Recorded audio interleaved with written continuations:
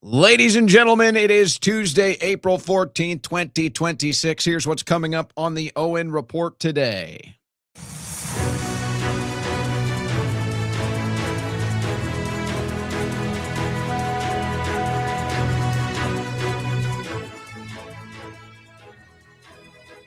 Well, President Trump just released a statement. Another campaign promise tossed. Get it out of here. Trump is now urging Congress to pass FISA. Now, what Trump loves to do with this stuff, whenever President Trump is going to engage in swamp activity, he always likes to put a nice little moniker on it, a nice little prefix on it, like clean.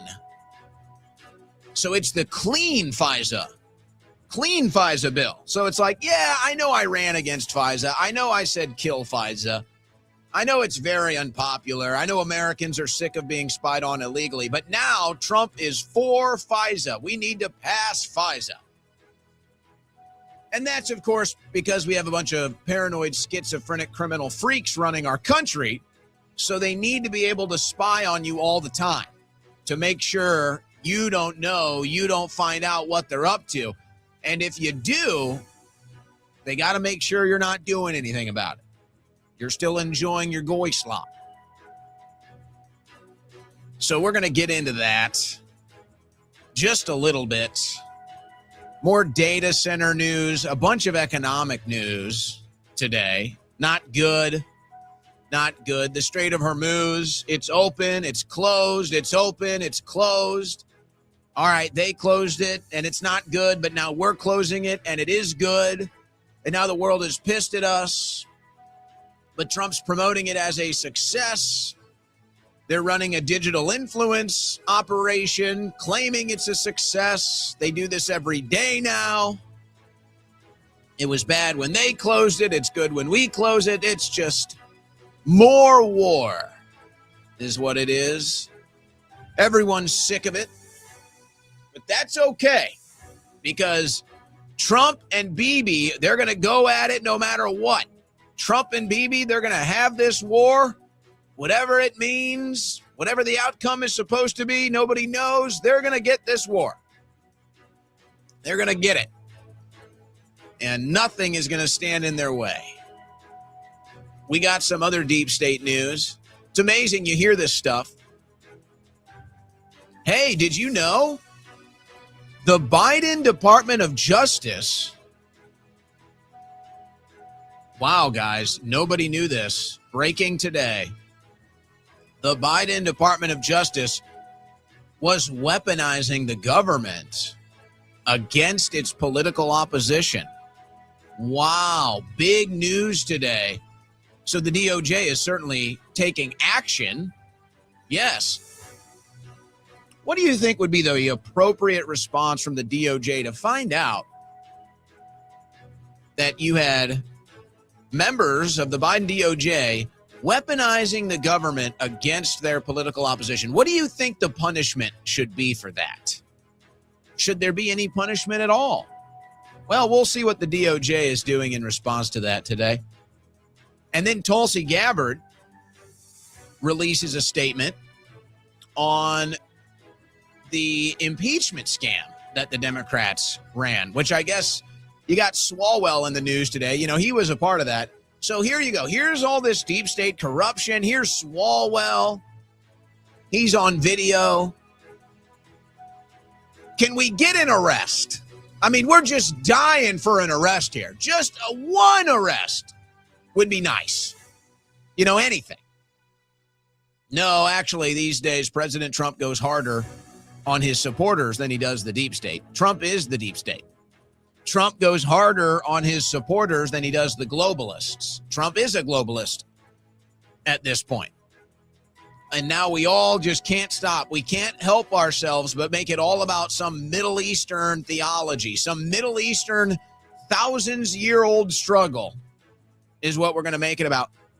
And now they're outright saying it. They're publicly saying it. We have to gatekeep the Republican Party. I'm dead serious, folks. So we got all of this and more. Loaded show.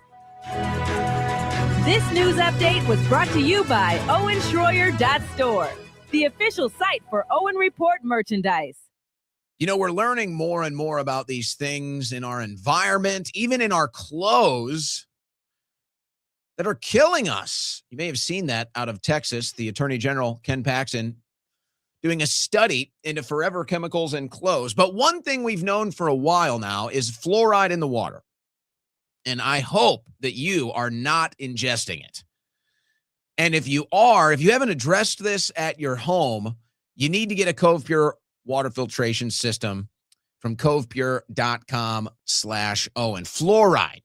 The government has been forcing it into your water for over 80 years, not because you asked for it, not because you voted for it, because they decided you needed it. Well, that's not a decision I want someone else making for me. You probably don't want someone else making that decision for you either.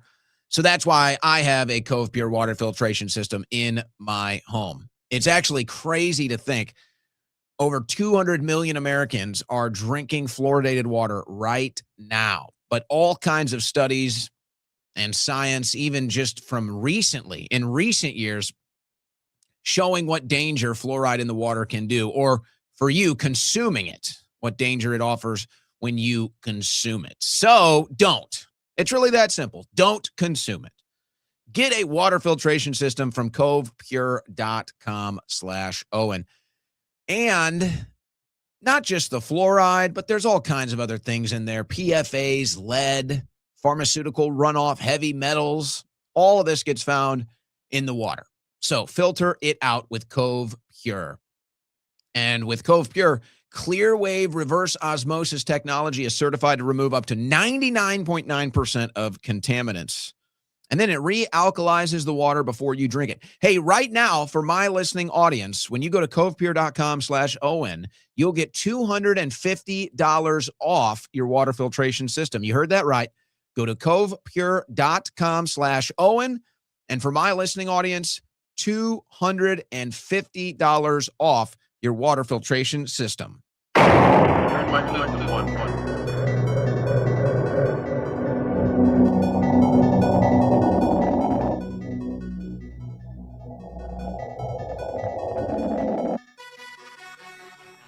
On the cutting edge of news and analysis, the Owen Report with Owen Schroyer.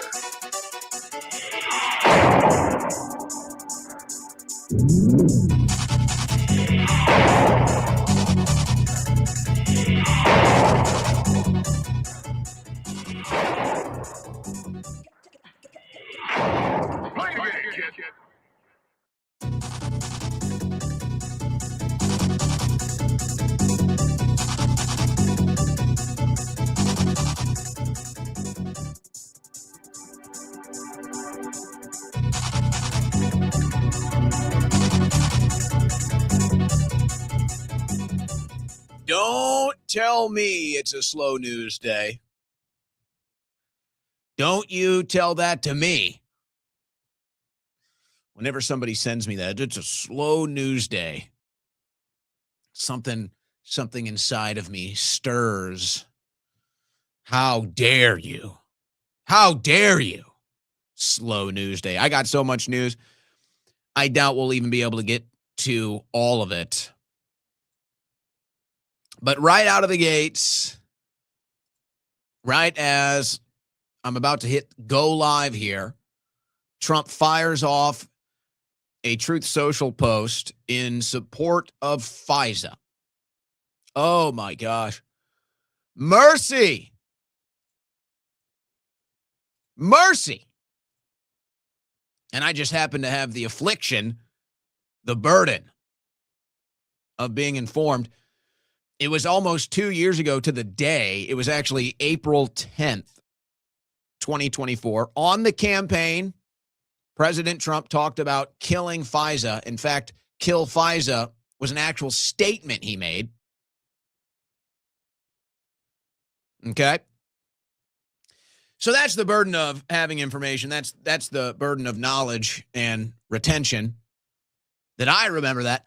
But hey, The MAGA digital influencers are out today telling you how great it is. But it's okay because Trump's got his way of massaging this. Trump has his way to make these things a little more palatable, something that otherwise you would hate. It's the clean FISA bill, he says. Clean. Don't worry, guys. He's working with the Republicans in the House. He's working with the Republicans in the Senate. We're going to get that FISA passed. We're going to get that illegal spying passed, even though I ran against it, even though I said to kill it, even though I was a victim of it. It's good now. It's good for you now. Amazing. So what is it really all about? Why do we need FISA? Is it because of this war and Trump's paranoid that it could reach our homeland? Is it the same group of psychotic freaks, paranoid, schizophrenic freaks that know we're onto them?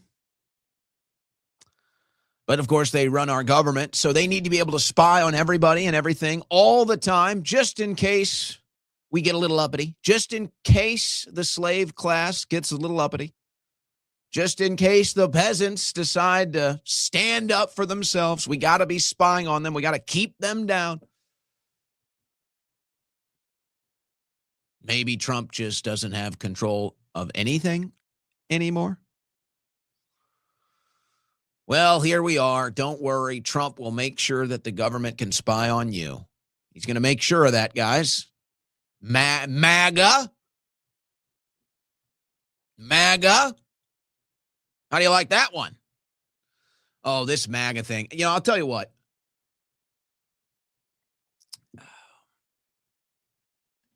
I was going to just kind of skip over a monologue today. Let me do a brief monologue before we get into the other news. This MAGA thing. So I've got the incoming pretty much all day now. And it's all from the right, by the way. It's all from the right. I think I got a couple examples of it. I think I'll pull up a couple of examples of it just as kind of a starter because they're calling for gatekeeping now. But I'm gonna hold that off till we get to that part of the show. No, so I'm getting the incoming nonstop from the right, and they never have anything of substance. They're always calling me names or making fun of my hair or my beard or making some meme. Like they don't actually. There's no actual substance. It's like a second grade, a second grade insult competition with these people. And what really stirred this might have been the Riley Gaines situation. And funny enough, I kind of used her as an example some months ago. You may recall when I was talking about how a lot of the Trump coalition is anti-war. And she made a statement against the war. And this was months ago. So it wasn't as things were not as hot and botherable as they are today, just a few months back. And I saw them coming for Riley Gaines then. And I said, okay, this is the direction it's going. And this is when we first started to talk about how MAGA was turning into a cult. So I said, hey, you have to understand, not everybody's going to think the same way as you. And there are people that voted for Trump that are anti-war. That was part of his campaign. And, of course, this is just the spiral of MAGA. It's just like as soon as you disagree with Trump once, you're never allowed back in, and it all comes crashing down. I'll get back to that later on when I've got all the examples of Riley getting attacked by this cult. No, I'm saying this because, a lot of people are confused right now, obviously disenfranchised, and there's like nowhere to go as far as answers to all of this. Even if you want to try to make sense of it, that's just like you're falling down a well and somebody's just telling you how fast you're falling and how long till you hit the ground and how much closing distance there is. It's like, it doesn't really change anything. It's like you're getting information, but you're still going down the same path. Nothing is stopping the path. So it's like that's where we're at right now with Trump and MAGA. And I think the issue that the disenfranchised Trump voters are having right now, whatever walk of life they're in, I've got examples in the farming industry today. You could talk about this MAGA split in the new media. You can go on and on and on. The problem is that what it represented, the dream of Trump, what it represented was a movement that had been around for a long time, but had never really caught tread. A movement, a political movement of people that understood how corrupt our government was, understood how corrupt our media was, and knew that we had to take action to try to turn this ship around. Now, a lot of people have totally lost faith in the political system. And so they tend to get upset when you even talk about it. So that's like a whole nother element here. If you even cover the political system, they get mad because they're like, hey, it's all fake. Why do you even talk about it? Well, it's still there. It still has a purpose. But now that this movement has broken apart, now that this movement is dead, it's just like we're falling to earth, grasping for something to stop us, but there's nothing there. So we just have to accept that's our reality. And whenever we do hit the ground, we can pick it back up and see what we have left. But that's it.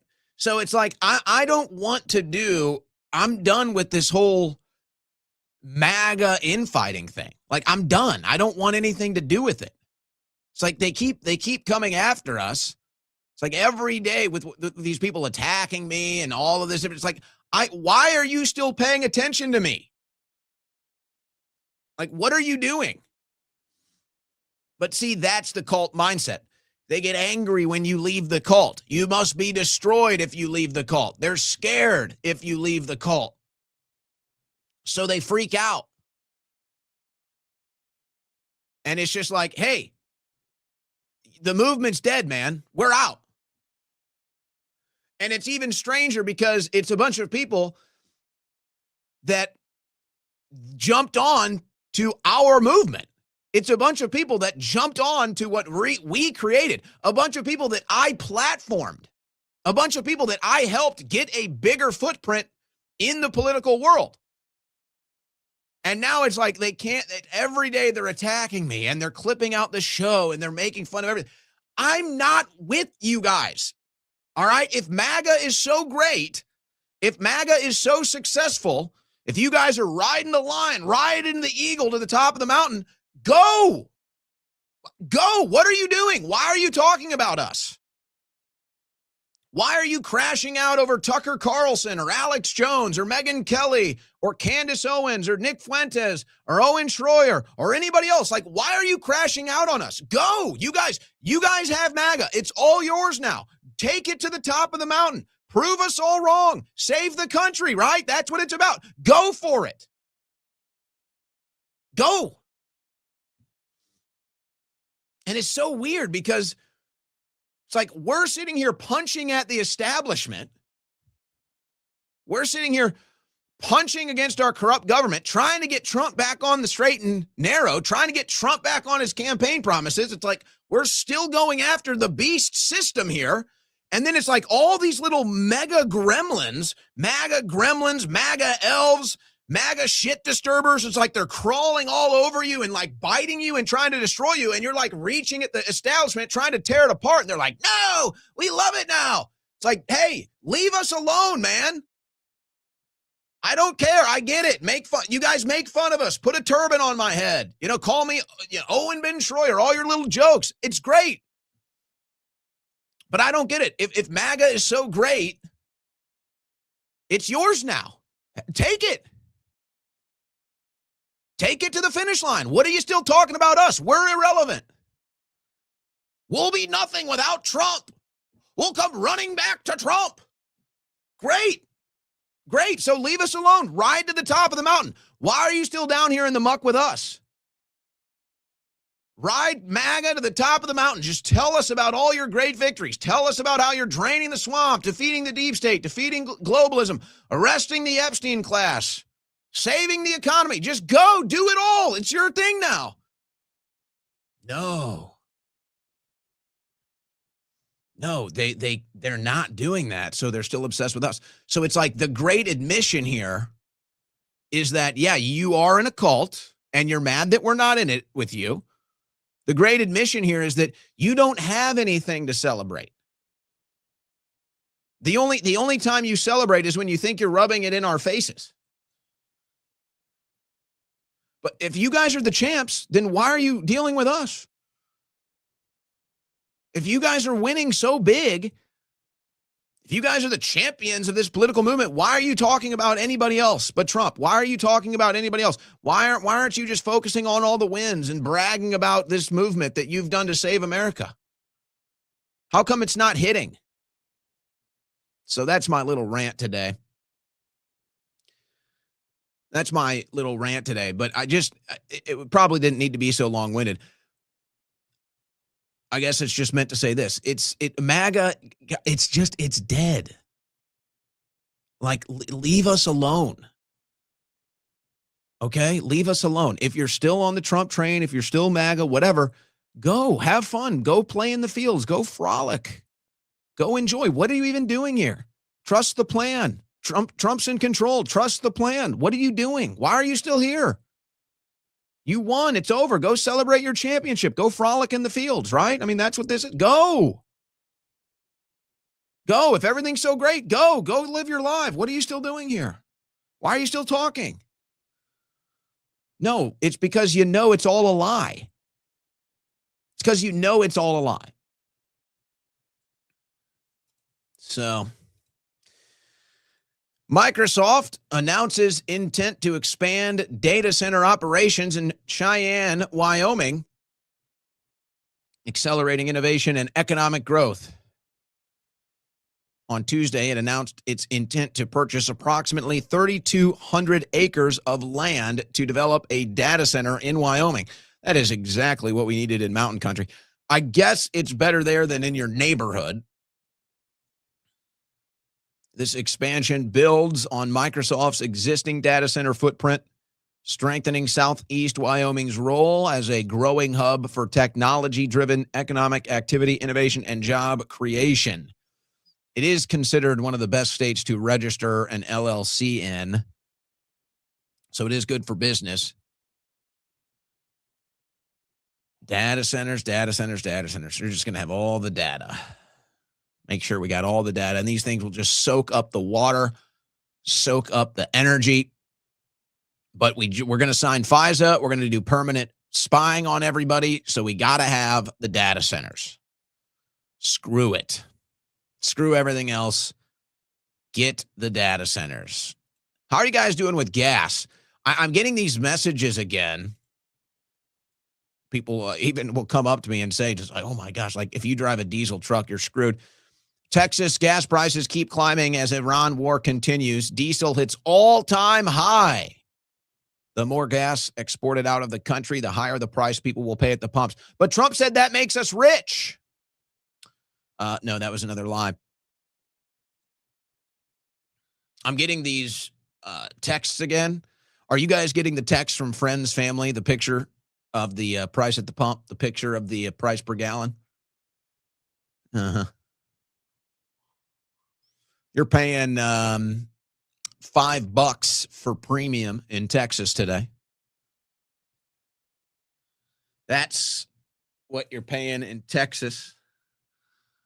If you're on the East Coast, you're definitely paying $5 a gallon. If you're on the West Coast, you're definitely paying $5 a gallon. How's that going, guys? It actually is quite shocking, isn't it? And everybody loves to post the image of George Floyd getting the knee on the neck. And in the background, it says $1.89 a gallon. Oh, man. Guys, look at this picture. It's crazy. What, the black guy getting the black guy getting the cop with his knee on his head? No, look at gas prices. Wow. And what's the plan with that? Nobody knows. What's the plan for gas? Nobody has a clue. Trump doesn't know. Nobody knows. They'll say it's a win no matter what, so who even cares? At the end of the day, I'm paying $5 a gallon. That number, though, isn't it so? I guess it's, it's kind of like the older you get, I guess. But it's like, I remember you could fill your tank for almost $30. For $30, you could fill your tank. It's like, oh boy. Yeah, now you're at least 60. Now you're at least $60. Gas used to be so cheap. There was a period of time where the Hummer was like the most popular car you could buy. Got $8 a gallon. 8 miles per gallon. And these things were everywhere. They couldn't keep them on the parking lot. That's how cheap gas used to be. Can you imagine that? You see a Hummer driving down the road now. Like, what? So you're paying $5 a gallon. Looks like everybody, I'm looking at the chat, looks like everybody's over 5 today. Looks like everybody's over 5 today. That's winning, all right? You're getting rich. That's what Trump tells you. You're getting rich when you fill your tank for $100. That's you getting rich. Oh, thank you. How do the farmers feel about all this? Not so good, actually. Not so good. Farmers voted overwhelmingly for Donald Trump. The Farm Bureau reports today that farmers can't afford to buy the fertilizer needed for this year's crops. Boy, that doesn't sound good. And then the Farm Bureau has a poll down here that Jamie Dupree shared, but this is a poll quote from the story. An overwhelming majority of America's farmers who responded to a nationwide survey say they cannot afford to purchase enough fertilizer to get them through the year. The percentage who pre-purchased fertilizer varies significant by region.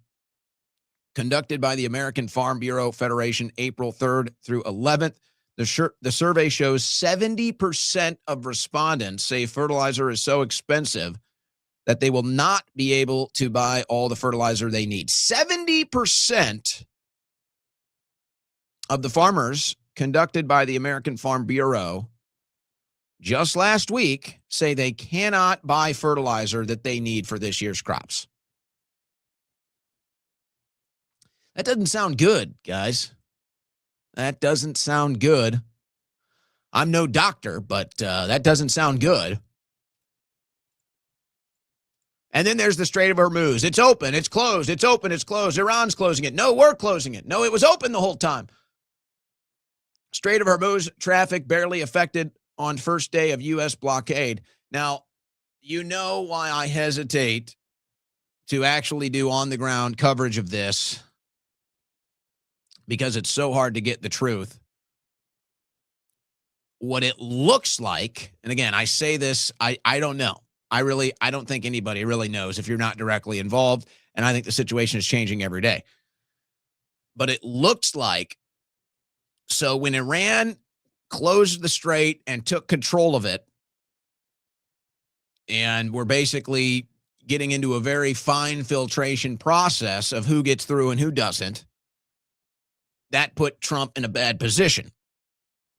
So then Trump said, and Iran was profiting from this, by the way. Iran was making tons of money on this deal. So then Trump said, well, I can't have Iran making all of this money. I can't have Iran controlling the strait. So we're gonna create a choke point in front of their choke point. So Trump says, well, why don't we just block the strait then? Before it even gets to their blockade. And then I guess the notion is this is a military blockade. And I guess the notion is if you go through the U.S. blockade, what? We're going to bomb you? We're going to take out your ship? We're going to pour a bunch of oil into the strait? What are we doing here? So Trump announces, okay, we're making the blockade. and nobody stops. Nobody stops. Nobody pays U.S. a toll. Nobody respects the blockade, and then they go right back to Iran's blockade, pay them the toll, and then get through. So if that's what's going on, again, that's what it looks like. If you follow this story in the Western media, that's what the story is. But it looks like if that's the story, that the international community has lost respect for Donald Trump. I don't know how else to put that. And whether that's out of necessity or whether that's out of intolerance, some balance of the two, it looks like that's the case because this Trump blockade isn't working. And then what does that mean for the assets that we have out there that are supposed to be blocking this and it's not working? What does that mean for them? What are they going to do? Are they going to start a fight in the Strait? Now they are being called out. China slams the U.S. military blockade of Strait of Hormuz as a dangerous and irresponsible move. Chinese Foreign Ministry spokesperson Guo Jiakun takes swipe at U.S. military action in the Middle East. So people are not happy about this. And why would they be? This whole war has been a complete disaster for the global economy. Trump loves doing great damage to the global economy, apparently. Just like with COVID. So it's not good. Now, I've got some other, you might call it geopolitical. It definitely gets outside of the lines of the United States. But we'll kind of tie these two things together later on. I want to get through the rest of this news stack, though, in the first hour here. So this is the big development today, and it's kind of odd how it's not a bigger story. I mean, I'm looking at the news as I always have here, and it's just they're barely covering it. So we talked about Swalwell drops out of the governor's race. A video comes out of him on a bed with some young women. It appears he's forcing himself on them. And now the rumors are that these women have been confirmed as underage. Now, there has been more developments since Swalwell dropped out of the race, which tells me they knew this was coming. And Swalwell continues to deny this, but he's now dropped out of the governor's race and, as of today, resigned from Congress. But he says he's innocent, so that doesn't add up for me. But regardless, that's what has happened. And apparently there's going to be more stuff. There's been more accusers. In fact, this lady came out today. Latest Eric Swalwell accuser alleges he drugged and raped her. So, I mean, we're getting as, you know, this is as bad as it gets. Barely a news story. And I feel like, okay, how do I even, it's significant to me. Here's Eric Swalwell, one of the most corrupt members of Congress. I mean, a total turd. We have been on this guy for years. He's always come off as a creep. He's always come off as corrupted and compromised. It's like, and now here it is. Here's the moment of arrival. Here's the light on the cockroach. And it's barely even getting a blip. So I'm thinking to myself, well, what is that about? How is it that Eric Swalwell on video, I mean, it's on video, folks. It's a bad video. If it was you and your girlfriend, it wouldn't look good. The implications would obviously be different, but even then it would be embarrassing. This is him and what appears to be some young, maybe underage girl in a hotel room bed. And more is coming. And I'm just kind of like, wait, where's the big news here? Where's the outrage? Where's the I told you so's? Here's your Congress full of pedophiles? It's like, where's your blackmail? It's like, it's all there in this Swalwell story, and it's barely getting a blip. Here, where's Trump? Is Trump talking about it? Where's MAGA? MAGA barely talking about it? This was barely even a top story. So I'm thinking, well, why?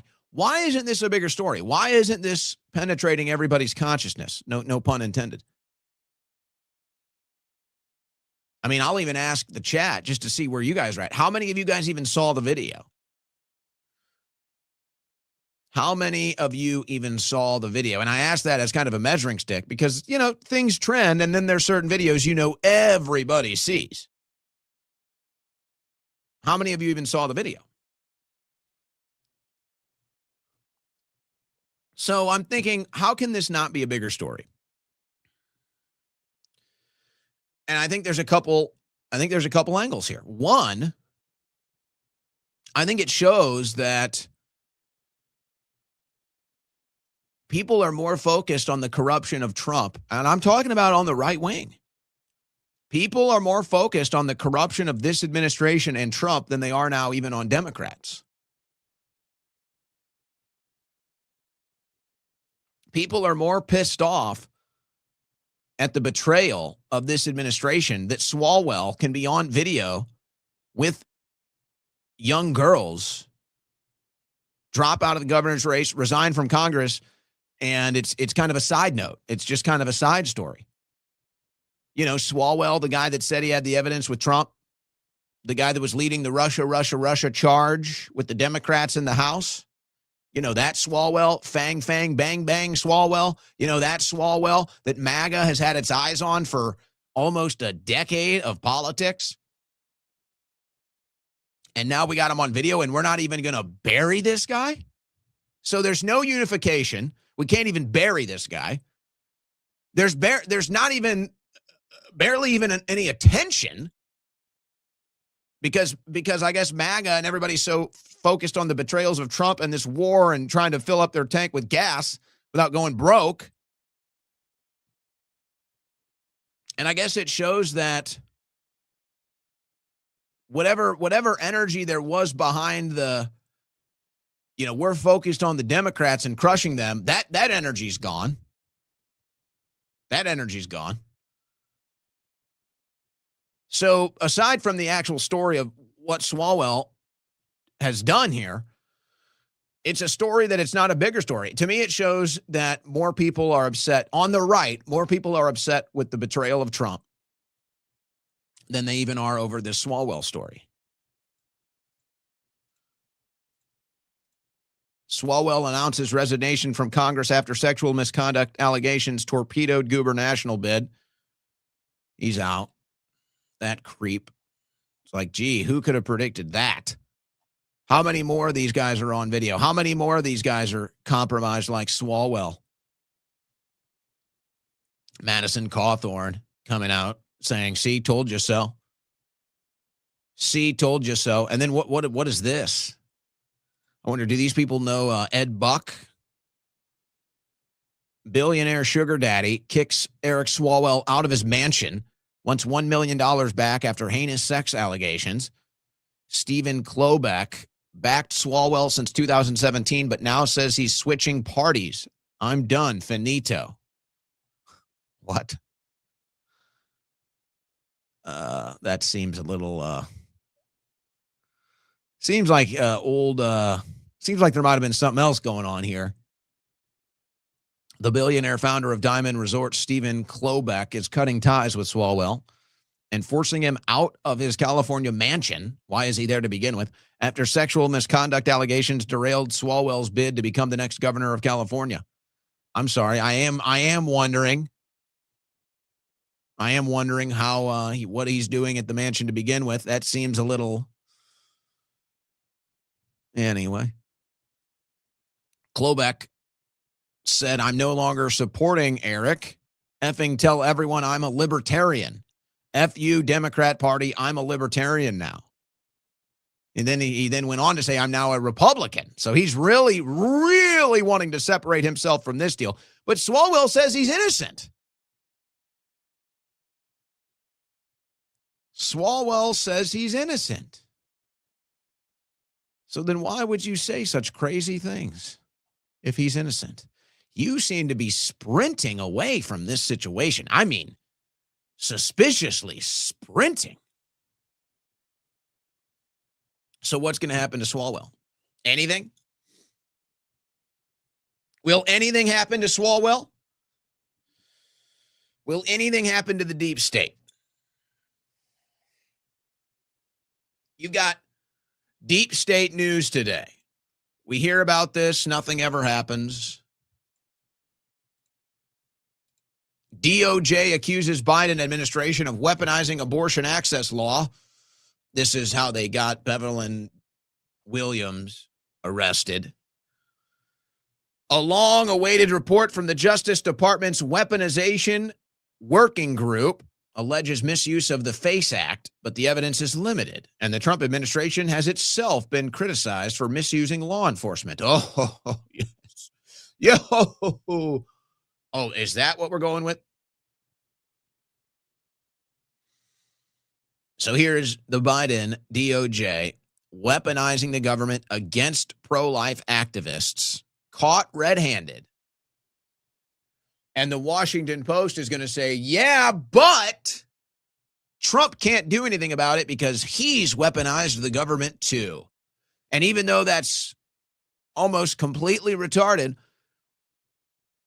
people will buy it because of what ICE did. And that's how the game is played.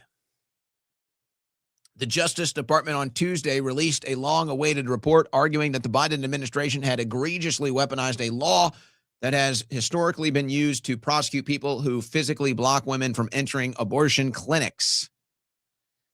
Stop it with the morass. The Biden DOJ was weaponized against Trump supporters, and nobody is going to pay for that. Nobody. The Biden DOJ arrested thousands of Trump supporters. Some of them committed suicide. They were tortured so much in the process. Some of them went broke trying to pay their legal bills. Some were slated to die in prison if Trump didn't pardon them. We know they committed crimes, illegally spied, including on Trump. We know they weaponized the government against Catholics, Christians, pro-lifers. All of this is caught, proven, and nobody ever gets arrested. Well, the DOJ is taking action. They're going to fire the people involved.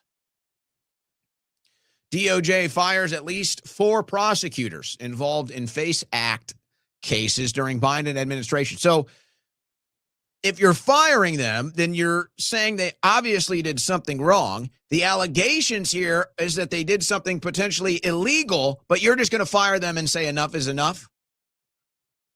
Does that fly with you, MAGA? Among those fired is Sanjay Patel. Yeah, another, foreigner that doesn't respect or appreciate our Bill of Rights? Is that what we have here? But don't worry, they will be just fine because they won't be arrested for violating America's rights. And then Tulsi Gabbard today. Newly declassified records expose how deep state actors within the intelligence community concocted a false narrative that Congress used to usurp the will of the American people and impeach duly elected President Trump in 2019. Today, we reveal the truth. Deep state conspiracy to manufacture 2019 impeachment scam. Weaponized whistleblower process. The ICIG's so-called investigation relied on only second-hand evidence and a self-declared Democrat whistleblower who lied about speaking with Democrats in Congress.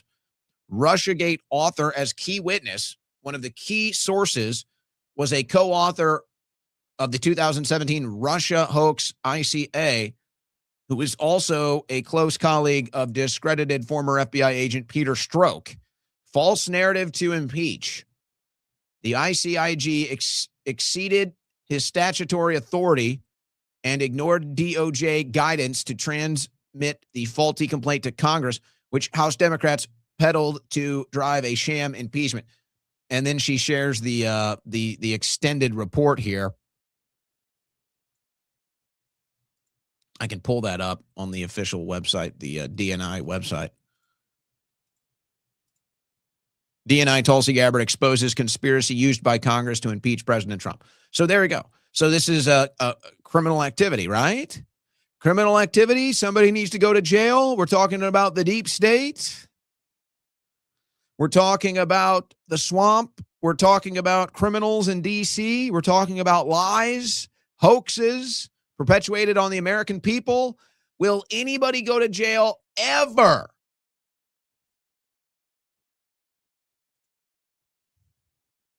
Will anybody go to jail ever?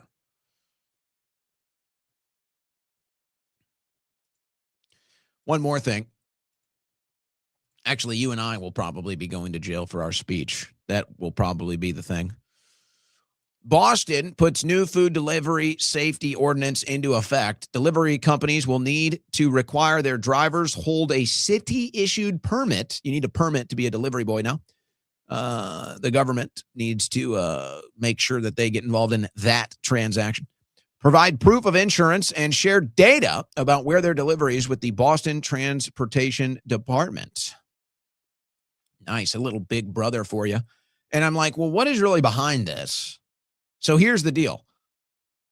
They're going to charge you $300. So it's like any other deal. You get a driver's license, you get your registration, you got to pay your stupid little fine. So they're going to charge these delivery boys $300 because, you know, when you're a delivery guy, you got extra cash laying around. So they're going to make you have a $300 city-issued delivery permit. It can't even be just a basic delivery boy delivering food or groceries or something in your car. They got to get involved in that, the Democrats. $300. But then apparently Amazon, their drivers don't have to have the permit. Isn't that fun? So they get a nice little exemption. And I'm like, well, what are the Democrats thinking here? It's all about control, but what is the actual thought process here? Why did they just look at this and say, hey, we got all these delivery guys running around. If we make $300 on each one of them, we'll do pretty nice. They say it's for safety. Everything for safety. Boston is the first city to do this. Probably won't be the last. This is what you got now. The whole thing is kind of out of control, to be honest. The whole delivery thing and the scooters and everything, and they double park. I mean, the whole thing is kind of out of control. But the problem is, in the current economy, the status of the economy, people have to take these jobs. And isn't it funny? The proof of the economy being good is we just had a grandmother do DoorDash and deliver for Donald Trump. Look at how great the economy is. I got your grandma here slaving away 50 hours a week, driving a car, can't even barely make 10 grand. We're going to give her a tax cut. You're going to be so rich with this tax cut. You're going to save like $500, like a week of groceries. Isn't that nice? Aren't we so great? We're so great, aren't we? Here's your 75-year-old grandmother, 50 hours a week delivering food for people that have way more money than she does. This is the proof that the Trump economy is working great. Thank you, Grandma. Do you need $100? Probably. I got it for you right here. Don't worry, it's not in Trump coin. That's pretty much worthless. No, we'll have cash. We'll have cash for you. So congratulations to the MAGA economy.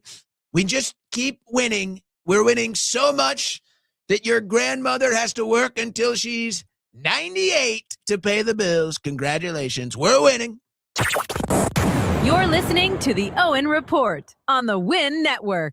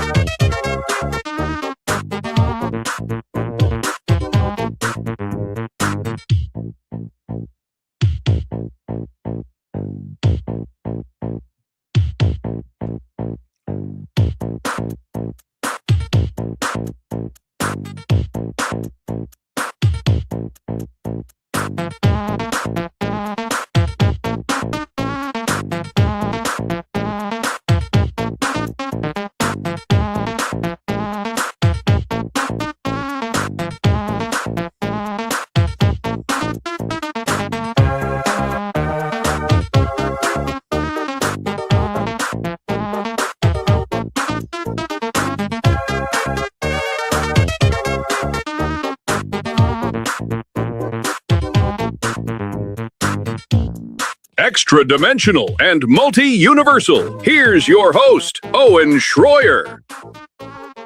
Get back to work, Grandma. What do you think this is? Get back to work. No days off. MAGA economy. You're doing great. Get that granny back to work.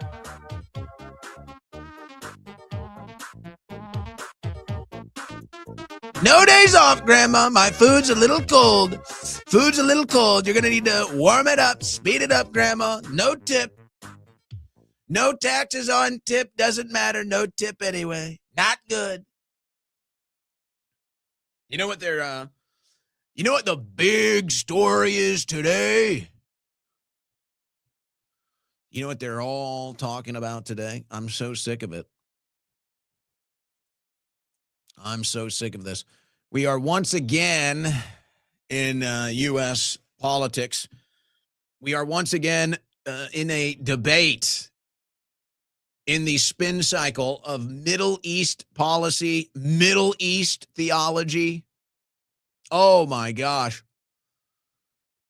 Oh, my gosh. I'm so sick of this. I'm so sick of this. I can't even put it into words, except that I've been sick of this for years now, after I unfortunately but accurately predicted after October 7th that this is now where U.S. politics was going to go. Now we're here. Oh my gosh. Muslims, Jews, Syria, Lebanon, Jordan, Israel, Iran, Meanwhile, here's Swalwell on video, probably many other congressmen in similar videos. No one cares. We got the Epstein files, the Epstein list. Nothing to see here. It's a hoax. Can't get deportations. Economy's a disaster. I mean, we can go on and on. But no, we're not talking about American success stories. We're not talking about the economy getting better. We're not talking about the cost of living going down. We're not talking about Americans feeling like they're finally getting ahead financially. We're not talking about American farmers just bursting right now with success. We're not talking about the success of the deportations. We're not talking about how the deep state is going down and all the arrests and everything. No, we're right back in the Middle East. That's what we all want. That's what we're so excited about, guys. That's what American politics is all about, the Middle East. So Tucker Carlson, I wonder how much of what Tucker does is just to trigger MAGA. And I kind of appreciate it. I kind of look at it that way because it makes it a little more fun. But oh my, nobody triggers MAGA like Tucker Carlson. I mean, I am impressed. I am jealous. And notice how you don't have this on the left. The left isn't crashing out anymore. The left isn't triggered anymore. The left isn't doing the ree anymore. That's all happening on the right. That's all happening on the right. And most people are realizing this phenomenon is like the transfer. You think about communicable diseases. You didn't think that woke was actually transmittable. You didn't think that woke was actually contagious, but it turns out it is. It turns out that the left has lost the woke virus, but now the right now has the woke virus, and they are crashing out, and they are reeing, and their heads are exploding over Tucker Carlson's latest. So here we go. You bastard, Tucker. You bastard. Tucker Carlson Network, and then this was a big part of his show. The people in charge don't want you to know this, but Muslims love Jesus. Islam reveres him as a major prophet and a messenger of the Lord, believes he performed miracles, and states that he will return to earth to defeat the Antichrist. That's why Donald Trump's painting depicting himself as the Son of God offended the president of Iran. It was an attack on his religion as well as Christianity. You can just hear the heads exploding. Today's Morning Note newsletter covers Mossad Pezeshkian. We're blowing that name, but that's fine. Condemnation of Trump's desecration of Jesus, the Iran war's gutting effects on America's housing market, Colombia's plan to murder Pablo Escobar's hippopotami, and more. Read below. So the Tucker Carlson letter about Muslims and how they feel about Jesus. And it's funny because people always give me a hard time for this. Like, oh, I'm sorry I didn't grow up in a Muslim household because I don't know how to properly say Quran. Like, okay, I'm sorry. But it is funny because I did read the Quran for those that want to have at it that I can't pronounce it right. I'd never read it before, and it was basically just like reading the New Testament. So that was a little shocking to me. But I don't even care. I don't even want to talk about it. I'm just saying there are elements of truth to what Tucker is saying here. And the people in charge don't want you to know it. So there you go. And oh my gosh, the firestorm kicks off. I don't even want to go through this. I've compiled the list of all the people in the media talking about this today. And it's overwhelming the conversation. And it's exposing people as, I don't know, how do you even explain this from a Christian standpoint? Chanel Ryan, compare this with the current Pope calling on us to be less fearful of Islam. The Catholic Church had options, and they chose the road to Chrislam. So now Catholics are being attacked specifically, and it's like if you don't hate Muslims, if you don't hate Islam now, you're not a part of MAGA? Is that how are we to interpret this? And the Pope calling for peace, the Pope calling to get along with your neighbor, the Pope calling to turn the other cheek, the Pope saying not to fear, that's all biblical. So where's the issue here? I can't help, I love looking at the psychological angles here. And I can't help that this all goes back to the singular issue. And maybe we need to stop throwing this word around and start actually addressing this. This is a cult.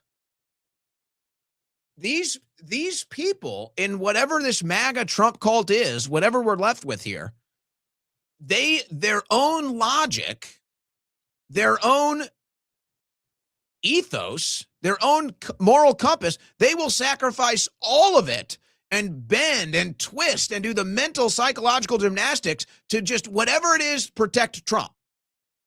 So now if Catholics have a different opinion on foreign policy than Trump, now all of these people kick into gear to attack Catholics. You see that? So it's like they're not even thinking, they're not even registering. It's not about, oh, what do I believe or what is biblical or what does this break down? No, it's I see this group attacking Trump, so now I'm going to attack them.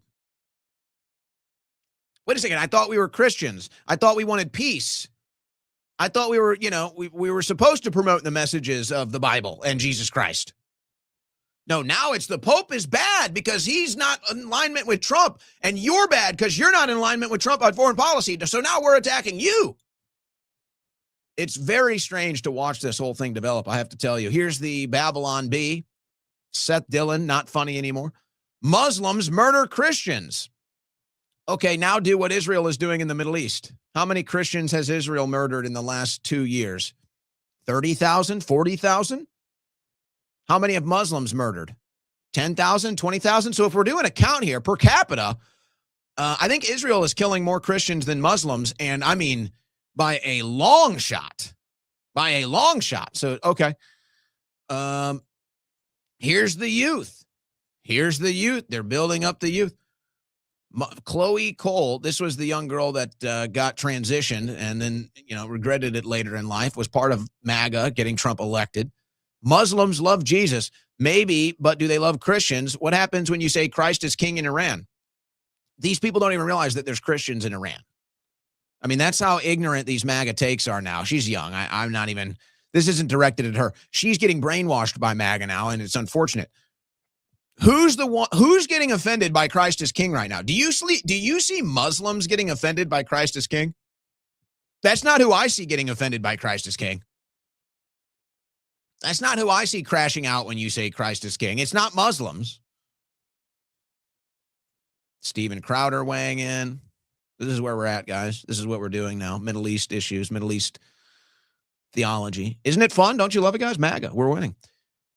If someone says, I love Jesus, but he wasn't crucified and he didn't rise from the dead, would you prefer that to a person as someone that loves Jesus? Oh, now just apply the same standard to Islam. Just yapping. Just yap. And, of course, the great irony of it all. And it's just like, I don't even want to do this crap. But we all know Jesus was crucified at the request of the Jews. And it wasn't even a theological thing. It was a power thing. Jesus represented a threat to their power. Jesus saying everybody was chosen by God, not just you, that represented a threat to their power. That was the very staple of their power. That was the very pedestal of their power. We're chosen by God. Us alone are God's people. Jesus said, no, everyone can inherit the kingdom of God through me. And then so they, got rid of him, something we still see to this day to somebody that threatens power. So, okay, but we're just yapping. Liz Wheeler weighing in. We're all just going to yap about this. We're talking Middle East, guys. You live in the Middle East now, so just get used to it. Muslims reject the divinity of Jesus. It's the exact opposite. Reject Jesus as the Son of God. Reject Jesus as the second person of the Trinity. In 2025, 4,800 Christians were murdered for their faith. 93% were murdered by Islamists in Africa. But tell us more how Muslims love Jesus and his followers. Okay, and again, Israel has killed tens of thousands of Christians, but you don't say anything about that. So, or do we really want to get controversial and say Jews? Ooh. Would that be inaccurate? If you're in the IDF, you're probably Jewish. And you've killed tens of thousands of Christians in Syria, in Lebanon, in Jordan, in Gaza, in the Golan Heights, in the West Bank. Ooh, so I think if we really, oh boy, Liz, if we really wanted to be specific, I think Jews are killing more Christians right now than Islam. But hey, we're just talking Middle East because that's where we live now, right? We're just talking Jew, Muslim, because that's what we all are now, right? We're all just Jews and Muslims living in the Middle East, even though we're in America, founded by Christians. It used to be mostly a Christian country. I don't know now. But I'm just playing the game here, right? We're all in the Middle East now. We're all in Jews versus Muslims now. Pick a side. Nothing else matters. This is American politics now, right? This is MAGA now. I'm just trying to keep up. All right, I can't do the rest. And there's a whole list. But let's just move on. And then bing. Here it is, guys. Alex Clark. She's from Turning Point USA. She's got a pretty big following on the right. What has she got? Pretty decent following on X, pretty big on Instagram. I think she has a YouTube channel. You're probably familiar with Alex Clark. We need expedited gatekeeping within the conservative movement, our speaking events and podcast guests. Wow. Sounds very woke of you. Now, let's actually break this down, as the gatekeeping has become very public. But now they're just going to have the conversation out in the open. You see Laura Loomer weighing in, Seth Dillon weighing in, the same people. So first of all, let's start with this. Let's actually break this down. Okay, expedited gatekeeping. We need expedited gatekeeping. So who's we, first of all? Who's we? I guess that's none of us, guys. I guess we're not in the we. It's a big club. You're not invited. So I don't know who we is, but I'm guessing it's not us. We? We need expedited gatekeeping. Expedited. It's got to happen now. It must happen right now. And gatekeeping. Okay, so we all know what gatekeeping is. But here's the question. Gatekeeping what? And forget about the rest of the sentence for now. Because you think that this is the what. It's not. Gatekeeping insinuates that you are in charge of access to something, some entity, some place, whatever, that you are in charge of accessing something. So this couldn't be about a political movement. Who's in charge of who gets to be part of a political movement or not? MAGA, whatever it is. Who gets to say who gets to be a part of a political movement or not? So if there's some insinuation, which there is here, the insinuation is that, oh, we're going to gatekeep a political movement, then you don't have a political movement. You have a club. You have a cult. You don't gatekeep a political movement. That's open for like-minded people with similar ideologies to accomplish goals, agenda, policies. So if you're going to insinuate that you're going to be gatekeeping a political movement, then you don't have a political movement. You have a club. You have a cult. And then, of course, goes on to say the conservative movement. Now, I'm not even going to get into what the conservative movement is or isn't because it doesn't exist. Tell me what the conservative movement is conserving. Tell me what conservatives are doing. The biggest conservatives in Congress are Rand Paul and Thomas Massey, and MAGA attacks them all day long, and Trump and MAGA is trying to unseat them with big donor money. So where's your conservative movement? Where's your conservative movement? Who's the head of your conservative movement? Donald Trump? Is he conservative? So what conservative movement? Doesn't even exist. And then this is where they really want to punish you. This is where they're really doing the gatekeeping. Events and podcasts. So the way they see it is they don't want you on any podcast. They don't want you at any event. They want to completely blacklist you and keep you out. It's censorship is what it is. It's censorship. That's what it is. It's being unable to actually compete in the open marketplace of ideas, in the open marketplace place of politics and political discourse. And so because you're scared that you can't keep up with that, you want to gatekeep these things and say, oh, you don't get access. Okay. But then the biggest question of them all, what is it that you're trying to gatekeep out? What is the issue? Is there any idea, guys? Is there any idea that what would we think? Because she doesn't clarify. What would we think that they're trying to gatekeep out? How do they determine who gets gate kept in or out? What is the measurement here? What are the identifiable traits, characteristics, policies? What is it that you might see and say, we're keeping that out of the conservative movement, which doesn't exist? We're keeping that out. You're not coming to our events. You're not on our podcasts. The sense of entitlement here. Like, who are you to decide who gets to be platformed or not? Who's we? What are you gatekeeping? And then, of course, what is the issue? What is the one issue that these people want to gatekeep out of Republican politics? Well, it's foreign policy. It's foreign policy. It's war. It's Israel. That's what they want out, which they are extremely ignorant on, as far as the actual issues, the actual information, they're extremely ignorant on. B, they're ignorant to the fact that this is not popular. Israel's not popular. War in the Middle East is not popular. The foreign policy that gets us in there is not popular. So who is it? So this is what's so incredible about what's happening with MAGA now. They just haven't realized it yet.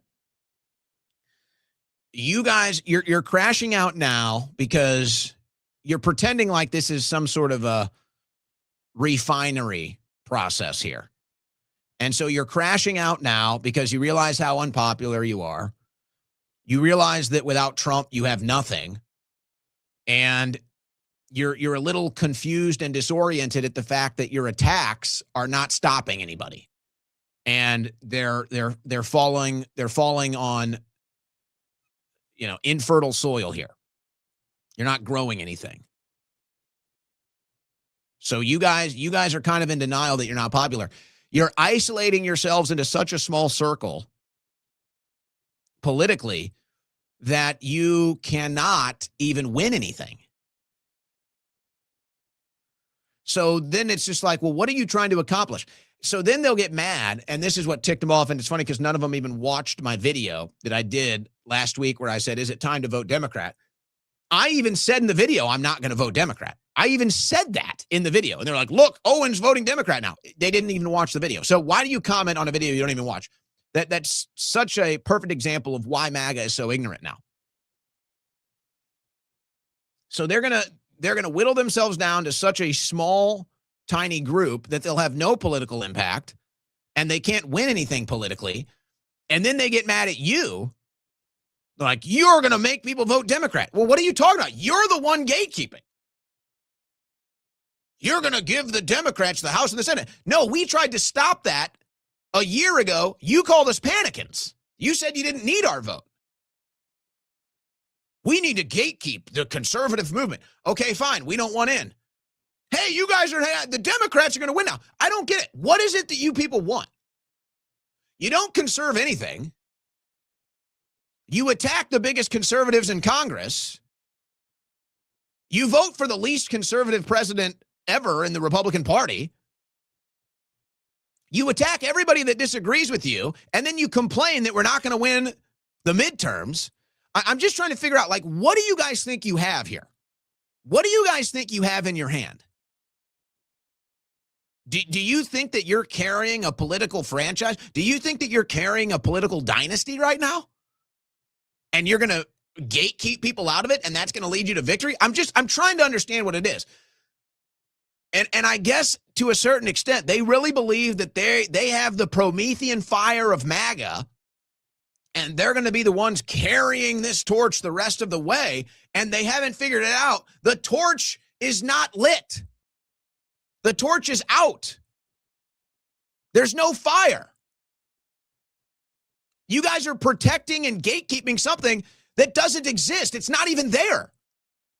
We don't even want access. What do you mean you're gatekeeping? We're not even trying to get in. We're trying to get out.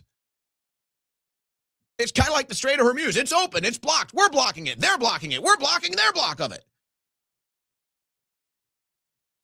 Gatekeeping MAGA. MAGA's dead, bro.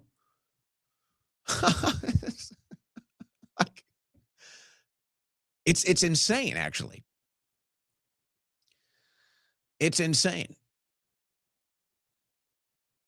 Megyn Kelly, they say the podcasters have no influence. Okay, great, cool.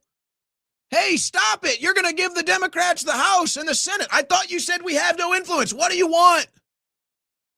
What do you want?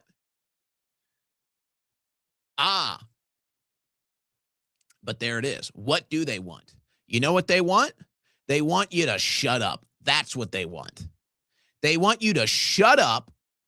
They want you to disappear, and they want you to just be a quiet, obedient member of their cult. That's what they want. That's how they view themselves. They just want to perch on top of you. They don't give a damn about the country. They don't give a damn about the future of this country. They can barely even comprehend the history and the current status of this country. They just want to stand on top of the mountain, looking down at the peasants, feeling rich and popular. That's what they really want. And the more people like me out there, the more people like Fuentes or Candace Owens or Megyn Kelly or Tucker Carlson or anybody else like that, the more of us out there, the worse they look. The worse they look, the more pathetic they look, the more ignorant they look, the more bought and paid for they look. So what do they really want? They just want you to shut up. And they're under this illusion that they really are carrying the Promethean fire, and it's not there. We need to gatekeep. Wow. But keep telling us how you're not woke. Keep telling us how you're not woke, talking about how you need to gatekeep. That's going to be fun. So, you know what? I wasn't going to do this, but I'll do it once. I'm going to stick to my rule. Here's an example. I don't know, guys. Do you think I look like Ted Kaczynski here? I don't know. I don't know, guys. Jamie Mitchell. So she decides. So again, this is the video. I ask, is it time to vote for Democrats in the midterms? And I said, I won't do it. I'm not going to do it, but I explained why people are asking the question and going through this, because we do real political coverage here. So this triggered everybody that wants to gatekeep us, but then is going to cry when they lose an election. So here's Jamie Mitchell attacking me. All of these people are extremely unwell. I'm unwell, guys. It's scary how fast the descent into madness happens once you travel down the path of Jew hatred. Jew hatred? Where did that come from? The video is not even Jew is not even a part of the video. What are we talking about? What in the hell? I mean, that came out of nowhere, guys. At least the Kaczynski photo is kind of funny. At least it's like, all right, that's kind of funny. I'll accept that as pretty funny right there. I'm unwell. Okay. Descent into madness. All right, I'm still kind of laughing here. The path of Jew hatred. All right, now I'm confused. Nowhere in this video is Jew mentioned. Nowhere, not a single instance of Jew in this video. Not one. It's about the midterms and why people are considering voting Democrat. And I did not even mention the word Jew. It's not even mentioned. So I don't know if she watched the video or not. But you know what? Since Jamie wants to have some fun with me, I can go both ways, just like she can. You know, it's funny, Jamie. It is funny. You want to talk about things that are similar, things that are maybe a little questionable. So this is what you're doing to me. Well, you know, here's what's funny to me, Jamie, is that you were not even involved politically until a couple years ago. You weren't even on the political map. And actually, I believe you were a leftist. I believe you were a liberal, if I remember correctly. And then you pop up out of nowhere with your Gays Against Groomers campaign, a righteous cause. And I was one of the first and one of the biggest people to give you a platform to launch your political career, to launch your Gays Against Groomers. I probably had you on as much as anybody, maybe more than anybody. Anytime there was news on that story or involving your organization, I had you on every single time. And by the way, I didn't care that you were Jewish, still don't. So it's weird that you would say that. But now here you are after the midterms, and your entire X feed is all about Israel. Your entire thing. What's up with that? You're a nowhere in politics. You pop up with Gays Against Groomers. You help Trump get elected, and now all of a sudden you're just a pro-Israel account. What's up with that, Jamie? Or does me asking that question mean I'm guilty of Jew hatred? That's a little strange. Seems a little woke. Am I racist if I ask somebody about Black Lives Matter, Jamie? Same logic, right? So I'm just trying to figure it out, Jamie, because you don't really seem to promote anything anymore except Israel. And it's weird that you want to accuse me of something that I've exhibited never, when I platformed you probably more than anybody else, helped you grow your brand, helped you grow your organization, maybe more than anybody else, Gays Against Groomers, and then Trump gets in and all of a sudden you just become a pro-Israel account on X? What's up with that? That's weird, don't you think? Isn't that weird? But you say I've changed? What about me has changed? Oh, I see, the photo. I have a different beard and different hair now. You got me. You got me. Look at how far gone these people are, folks. Look at how far gone these people are. Bill Mitchell. When I saw this picture of Trump, I didn't think of Jesus at all. He looks more like an apostle is healing sick people. So an apostle of who, Bill? I didn't think of Jesus at all. I thought of the apostles. The apostles of who, Bill? Oh. 99% of the people who were offended by this hated Trump anyway. Yeah, and 100% of MAGA still supports Trump too, Bill. I mean, folks, these people are gone. They're gone. And my problem is that I care too much. Because I feel bad. I feel bad for Jamie. I feel bad for Bill. The whole reason I do this The whole reason I went from sports to politics is because I know Americans are extremely disinformed. I know Americans are extremely uninformed. I was one. I was stunned when it happened. I was so stunned when I figured out how disinformed, how misinformed, how uninformed I was. I was so distraught. I was so shocked that I changed my entire career path. I changed my entire life trajectory. So I do care about this stuff. I didn't think of Jesus at all. You're either outright lying to yourself and your following here, or you're just totally delusional. You're just totally brainwashed by whatever Trump says. And then you basically admit you thought of Jesus because you say it looks like an apostle. So I just feel bad watching MAGA get totally twisted and jerked around like this. I do. But it's nothing I can do now. It's the whole, it's you know, they're gatekeeping now. They're gatekeeping. And oh no, am I not going to be in your club? Oh my gosh. Oh no. It's so cool. You guys are so cool. Darn it, man. So then you probably saw what they did to Riley Gaines. So Riley Gaines had a word in response to Trump depicting himself as Jesus. She said she didn't like it. So then Trump came out and said he didn't like her. And now here comes the MAGA cult. MAGA made Riley Gaines a cultural icon on the right and a multimillionaire, endless speaking engagements, media, and worship. But the second she vaguely criticizes Trump, he abandons her and MAGA knives come out. Folks, it's crazy. I mean, look at this from the big, bad Brendan Dilley, whose wife is still thinking about me, by the way. Just check her X account. I better not see your ass at the White House Christmas party next year. Keep this same energy, you hypocrite. Do you see, guys? I'm telling you, these people...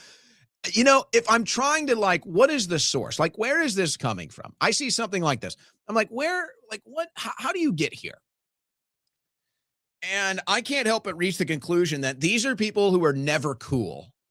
And I'm not talking about some high school popularity contest, but I mean, that's, it's like these people were never cool. They were never cool in school. They never had really any friends. They might've gotten bullied. They never had any power over any social order. They never had any power over social outcomes in their lives. They've always been losers. They've never been liked. They've never really had a group of friends or anything that they feel they have social influence. So now that they're with Trump, who's the biggest guy ever, for the first time in their lives, they feel cool. For the first time in their lives, they feel like they have social influence. For the first time in their lives, they're actually looking up and smiling. Oh, they're high off of this whole thing. And so Trump is Trump is essentially their son. Trump is essentially their God, their life giver. So anything that threatens Trump, they have to come after you and destroy you. Because if Trump dies, they die. And that's the psychology. So these are life losers who have never been cool, never had any social influence, feel like they have it now with Trump. We're going to gatekeep you. Oh, you're not coming to the Christmas party. Listen to yourselves. Listen to yourselves. But here's what they have to realize. So aside from the insults, aside from whatever, we're having fun. The reason why, aside from them being in a cult, there is a reason why they can't help themselves, folks. Look at Laura's picture here. She's got horns on her head. You guys ever notice that? Laura Loomer's profile picture, she has horns on her head. That's nice. That's very telling. I'm going to explain the psychology behind this crash out. I'm going to explain the psychology behind this cult, whether they realize this or not. The reason why they're so cultishly protective of Donald Trump is because he is their life source. They wouldn't have a following. They wouldn't have any name recognition. They wouldn't have any access. They would essentially have nothing if it wasn't for Donald Trump. They are, by definition, the MAGA grifters. If they weren't MAGA, if they didn't sell Trump apparel, if they didn't do pro-Trump media, they would have nothing. Zero, zilch, nada. They'd have nothing. So by extension, they only exist as long as Trump exists. Their very existence is directly impacted by Trump's existence. He is their life force. He is their lifeblood. So they can't possibly relate to somebody that's not in that position. They've never come from media. They're not from the professional media world. They don't understand how media and politics works. This is their understanding of media and politics, is jump into supporting a politician and then live off of that. That's their interpretation of media. So now that they see Trump is losing popularity, now that they see a lot of MAGA has turned on Trump, now that they see that Trump is breaking a lot of his promises, things aren't going well, they're feeling that. They're feeling that pain. They're feeling that hurt. They're in panic mode. They're the panicans. They're panicked. If Trump isn't popular, then I'm not popular. If Trump doesn't have any influence, then I don't have any influence. If these podcasters have more influence than me and Trump is president, well, my goodness, what's going to happen when Trump's not president? What's going to happen to me? So they see it. They see that Trump, their life force, they see Trump is being drained. They see the clock is running out. And so they're panicking because without Trump, they have nothing. And if Trump is unpopular, then they're unpopular. And so this is all hitting them subconsciously. Maybe they've realized it, maybe they haven't. But this is all hitting them. The weight of it is very heavy. And so they're spazzing out. They're going woke. They're panicking. And they're crashing out. And now they want gatekeeping and censorship. And they're insulting people. And now they support war. They don't know what they support. They don't know what they don't support. All they know is that they need Trump. But if Trump's not popular, Trump's not influential, Trump's not president, doesn't go down as a legend, then what do they have? What are they? They're nothing. So they're crashing out because it's hit them. And they can feel it. But hey, enjoy the Christmas party at the White House. I'm sure it'll be great. I'm sure it'll be a lot of fun. And, in case you haven't noticed, though, once Trump no longer has any use for you, he throws you overboard. Just so you know. Just in case you wanted to know. Don't say we didn't warn you. Now, I want to play this clip of Megyn Kelly. She's obviously gotten a lot of the attention from these cultists. But I want to kind of break down this clip from Megyn because there's some things in here that I think deserve a little more detailed analysis. But she's kind of getting into this issue here. And so that's why I want to go to this. I don't know what he's doing, but the president is spiraling downward in his poll numbers. He is on a downward spiral now. And we'll talk about in a minute what's happening with the white working class. That's Trump's base. And he's now underwater with them. We saw one poll about 7 to 10 days ago showing it. And now there's another. There's no question. He's collapsed now with the white working class. And so these are just facts. These are just facts. But again, they get mad at Megyn because these facts hurt their bottom line. It's like somebody that, it's like somebody in high school that lives off the star quarterback. And then the star quarterback is, leaving town or can't play anymore. And then he's not cool or he's gone. And then they don't know what to do. They have no other influence outside of that. So that's why when they see these polls, they panic because those polls represent their own popularity, their own influence. My friends, that's it. Other than Fox News boomers, there's no one left.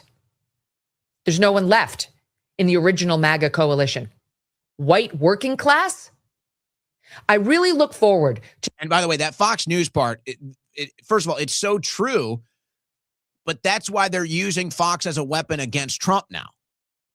They know Trump is watching Fox, and so it's now become, hey, we're doing nothing but pro-Trump stuff.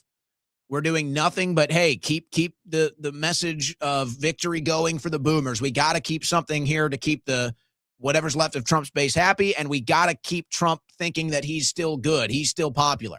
My friends, that's it.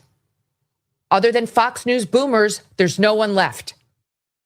There's no one left in the original MAGA coalition. White working class? I really look forward to the people who purport to speak for the white working class, people who have written whole books about the working class and what's important to them, people who have been ripping on the so-called podcast class for being critical of this war and how they're completely irrelevant and no one listens to them. And I love this part too. They're completely irrelevant, but they're going to cost us the midterms. Nice contradiction of logic. They're completely irrelevant. They have no influence. Ha ha, laugh and point at them.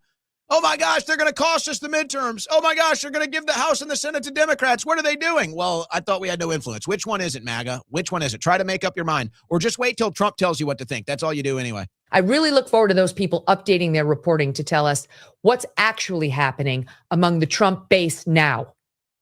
Because they want him to focus on the economy, on inflation, not on Iran. No, Megan, we're in the Middle East now. See, we're in Middle East politics now. We're in Middle East theology now. Get on board. We're debating Muslims and Jews. We're debating Arabs and Jews. We're debating Middle East stuff. This is all we have now. America's dead, Megan. We're in the Middle East now. Don't you know? That's what they want. They don't give two shits about the Strait of Hormuz, about Karg Island, about blockades in the Middle East. They care about their pocketbooks and being able to pay their mortgages and their grocery bills and their car payment without getting that sickening feeling in their stomach. They don't have unlimited funds. And I have to wonder, too, like, most people realize this by now. I mean, Megyn Kelly is obviously not struggling to pay bills. She realizes this. It's kind of like basic common sense. People realize this. You have any normal social life, you hear this. But I guess when you're MAGA, you get some, what do you get, the Trump money? Are you guys getting paid to post? $3,000 a post? What is the deal? Because you guys seem to be doing okay. So I guess you don't mind the economy not doing well, which impacts a lot of Americans negatively and it upsets them. This is the type of stuff we're talking about, by the way. And I know I've been talking about this, but let's just show you. And this is every day now. Today it was 121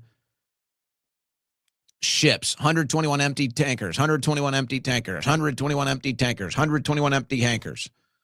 So this is the digital paid influence campaign that a lot of them are a part of. Everybody sees it now. It's so obvious. They barely even change their words. It's like when all the local news networks read off the same teleprompter. It's the same stuff we see now on X. But that's where they're getting a lot of the support from, and that's I guess how they buy support. I guess that's how they buy support. Meanwhile, the actual issue, it's not getting support.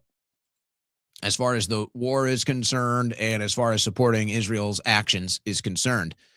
Unacceptable. Giorgia Meloni rebukes Trump over comments on Pope Leo, stands in solidarity with the Vatican. So Meloni is also said that Israel has crossed a red line and they need to be brought in to the International Criminal Court for what they've done in Gaza, for what they have now done in Lebanon. She doesn't like the way Trump is attacking the Pope. She has also ended a defense deal with Israel. Italy's Meloni suspends defense cooperation deal with Israel. So France, now Italy, Spain. Oh, but Trump's going to attack her, of course, because Trump works for Israel now, so we can't have anybody saying anything negative about Israel. Trump says Italy's Meloni lacks courage on Iran war. You know, that's an interesting way to say she doesn't want people to die. Trump says Meloni lacks courage on Iran war. In other words, Meloni doesn't want a bunch of people to die. That's all that is. Look at this one. In Parliament, Polish MP calls Israel new Third Reich, waves Israeli flag with swastika. This is on the Times of Israel website. Far-right Konrad Berkowitz prompts outrage from fellow lawmakers with display as he accuses Israel of genocide in Gaza. Israeli embassy pans anti-Semitic horror. It's an anti-Semitic horror to do that. So that's what you have in Poland right now. They're accusing Israel of being the modern day Nazis. But if you go into European news, so that was a Israel source right there. Look at European news coverage. They censored the swastika. Look at this. Far-right Polish MP unfurls Israeli flag with swastika. They censor the swastika. Oh, my gosh. Even the Israeli website doesn't censor the swastika. What are you doing? Can't see that. Can't see that. Meanwhile, this is what Israel is doing in Lebanon. Stop me if you've seen this before. It's amazing that everybody knows exactly who did this. The only question is where. You see this video, everybody knows who did this. Everybody knows who did this. It's just a question of where did they do it. Well, this is southern Lebanon, where Israel has once again wiped out an entire civilization. So Israel is just out here wiping out entire civilizations, killing hundreds of thousands of people, innocent men, women, children, schools.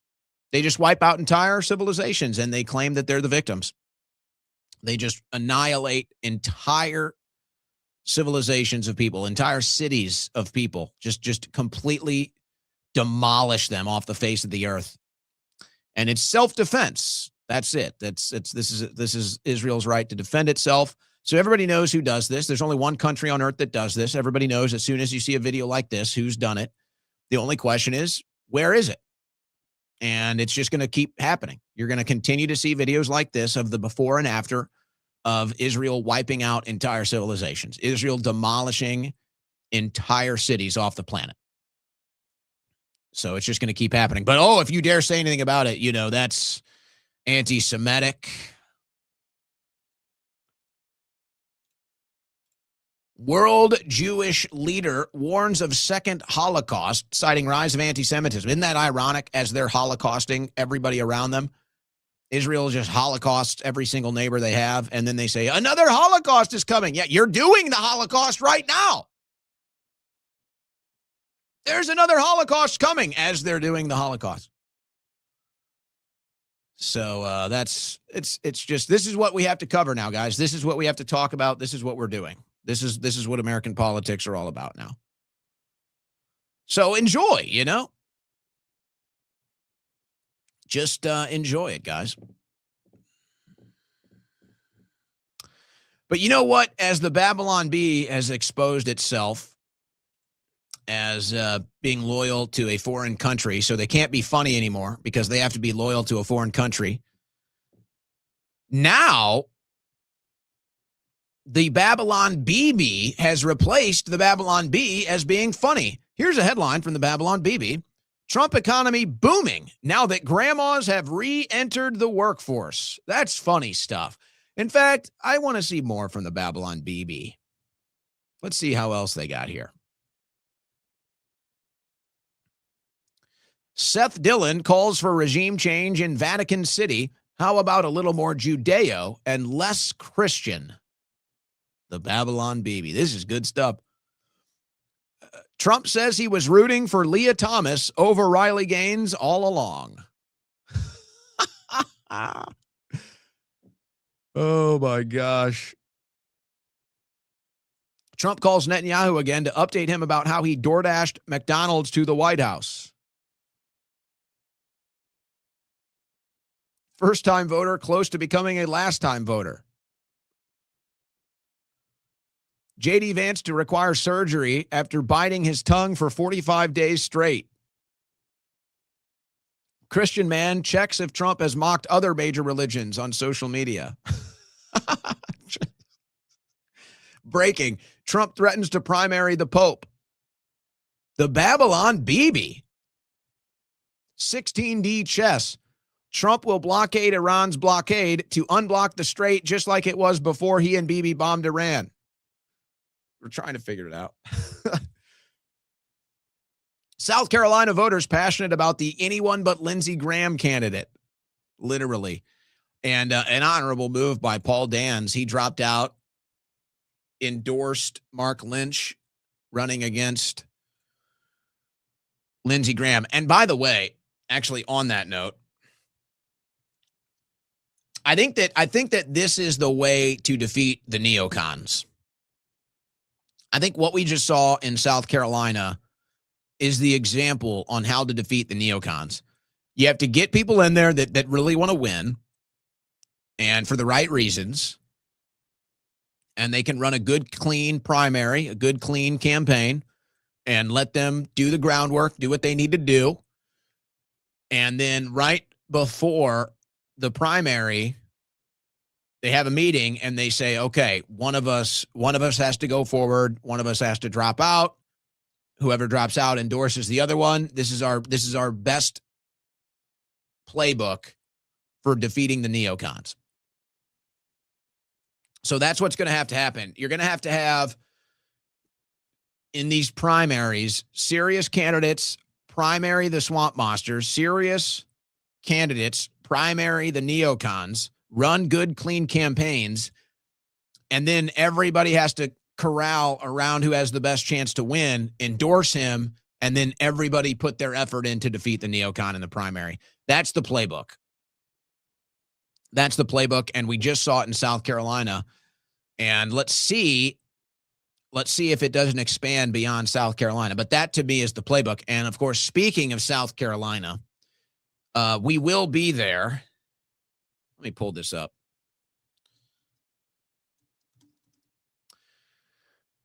Rather, I will be there debating. Let's go to the page here.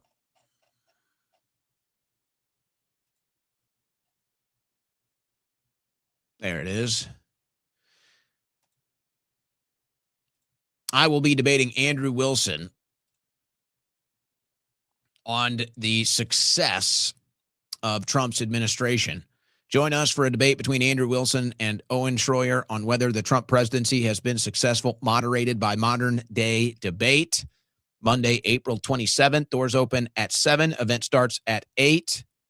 Russell House Theater at the University of South Carolina, Columbia, South Carolina. So Monday, April 27th, that debate, which I think now is even bigger and more important than ever. And looking forward to that in South Carolina. If you're out there, join us, uncensored.us, for tickets. Hope to meet some of you out there. That would be a good time. You know what? Let's do this. Let's do this real quick, and then we'll close out with the news. I've got some of these videos. I feel it's important to play these every once in a while, just so we can really keep track on how people are feeling about the economy. And really, it's mostly young people, but these are some of the situations that Americans find themselves in financially, and it's not good. So we'll finish the hour with a couple of these videos, and then we'll close out the news and get to your super chats. But let's just go to these videos here. I have not been paying my student loans since December of 2025. I'm a 29-year-old PA with over $100,000 worth of student loan debt, and this is how much interest I've accrued. I have not been paying since last year because I dedicated $7,500 of my emergency fund towards maxing out my Roth IRA for 2026 early, and so I wanted to replenish that in the first quarter. I also wanted to maximize my goal of $7,500 into a taxable brokerage before I started paying off my loans. Now, my loans are in forbearance. They've been in forbearance since I graduated in August of 2023. I started accumulating interest in August of 2025, but I paid $40,000 off between August and December of 2025. Between December of 2025 and now, March of 2026, this is how much interest I've accrued. I have 2 loan service providers because I consolidated my Grad Plus loans. My Grad Plus loans are with Mohila, and they are at a 7.4% interest. And you know what? To give some context here, because this is the situation a lot of people find themselves in. And I guess, can you call college a scam? College loans a scam? Yeah, probably. But either way, young Americans get told you have to go to college. Of course, nobody can afford college tuition, so they have to take out these student loans. Then you get into the workforce and you can't afford to pay the student loans because the economy is so bad. So you get, forbearance or whatever, all these delays, the interest builds up. And essentially you end up paying like double or more what the loan for tuition would have been, because you can't afford to pay off the loan because your job barely is even able to pay the bills. So this is where a lot of Americans find themselves. This is why college loan debt is at a record right now, default a record right now. So this is what people are in. I started off December 15th of 2025 at $28,495.34. I currently have $29,018.91, which means I've accrued a total of $523.57 for 3 months. I have 7 smaller loans, which are my unsubsidized loans through Ed Financial, and they have varying interests, about roughly 6% interest. It's a good thing you're Asian, because this math is not going to be fun. I started with $71,750 when I first took out all of the loans. I have not paid anything towards these because I was working on my highest interest loan first. My current debt with them is $76,290.85, which means I in total have accrued $4,540.85 for the whole life of my loan. Just this year, I started this year out with $75,431.81. I have accrued $859.04 so far. My goal this year was to try and pay off the remainder of my Grad Plus loan. It is the highest interest, but I have been focusing a lot on investing in my future, because that long term is going to benefit me a lot more than just paying off my student loans that I don't even owe a payment on yet. Mm-hmm. And then you're going to realize that all that money is going to go to your loans anyway, so it really doesn't make a difference. This is why young Americans are very disenfranchised right now and feeling very hopeless financially as far as the economy is concerned. They can't pay their student loans. They can't, then the interest gets to such a point where the monthly payments, even if they were to get a raise or something, make more money, it wouldn't change their bottom line because their interest is causing their payments to go up. And then, of course, your college degree is, well, what is it even worth these days? It's not worth what it once was. You know, I got more of these. I don't think I want to spend much more time, but it's just a bunch of young Americans essentially saying the same thing. One young girl with her mom, they can't afford the prescription money. They can't afford the prescription anymore. So now the mom just can't afford to take the life-saving drugs. So that's the Trump economy. I mean, you got them crashing out, crying in cars, crying in doctors' offices. I got another student loan one here. I'll tell you what, let's just play this one quickly and then show you the result of all of this. Take our final break. But here's another student loan one. I finally hit 120 payments for my public service loan forgiveness, and I just want to show you something. So check out my principal balance. That's what I took out, $49,000. This is what I owe, $50,000. Now, that bothers me because I've paid $25,000. It's all such a scam. Yeah, we're all slaves to the central banks. So what happens? So now you can't afford a home. Now you can't afford a dream home. You can't afford a home to start and raise a family in. And you know, you hear these stories all the time about how expensive it is to have a kid, which, okay, people are going to consider that when they're thinking about having a family or not, obviously. But to me, I feel that there's not enough attention on the housing situation. I feel that people would be a lot more inclined to have kids or have a family if they could even afford a house. It's like that's kind of, one of the first steps in that process. But if you feel like you can't even afford a home, then what are you talking about? Where are you starting your family? Where are you having a family home? You can't even afford one. Well, I guess now you can if you want to live in a shack. This is what the economy has done. Now, for $130,000, you can buy a shack. This is becoming popular. Young Americans that can't afford a home, this is what they're doing. People are absolutely going to hate this house, and that's exactly why I'm posting it. This is Lennar's 350 square foot floor plan. I got one for sale, $1 down, and you know what? Some people hate them, some people love them. So let's see what all the fuss is about. The number that I said is in fact the true number. The home really is only 350 square feet, but you get the things you need, the necessities. You got the fridge, you got the granite countertops, you got the cabinetry, you got the stove, you got the stuff to make it technically a home. You got the main bedroom down here, you got the restroom, which we're going to check out right now. So the bedroom isn't very large.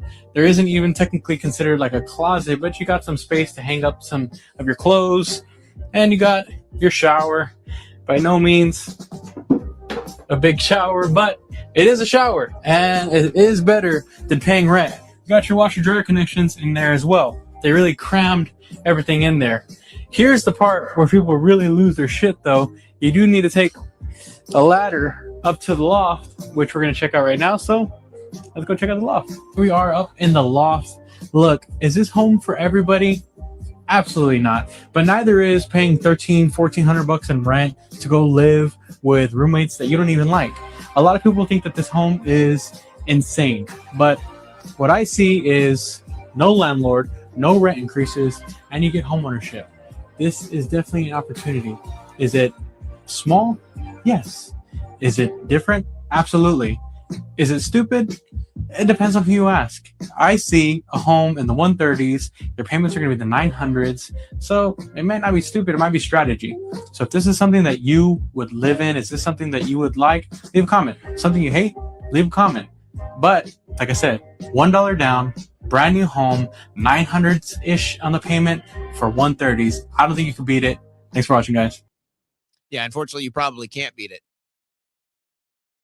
You know, I've got two kind of reactions to that. One, and I think the most obvious first reaction is it's sad that this is where you're at in the housing market. It's sad that this is where you're at as far as this is all you can afford.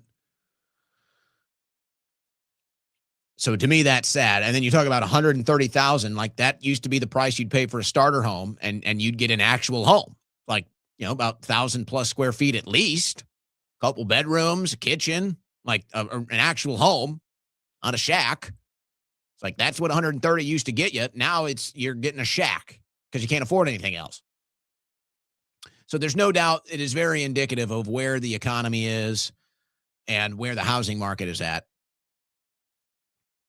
And I guess then the other response is, well, you know what? Somebody's trying to give a solution. Somebody's trying to offer a solution to this issue. Somebody's trying to offer an alternative to the issue.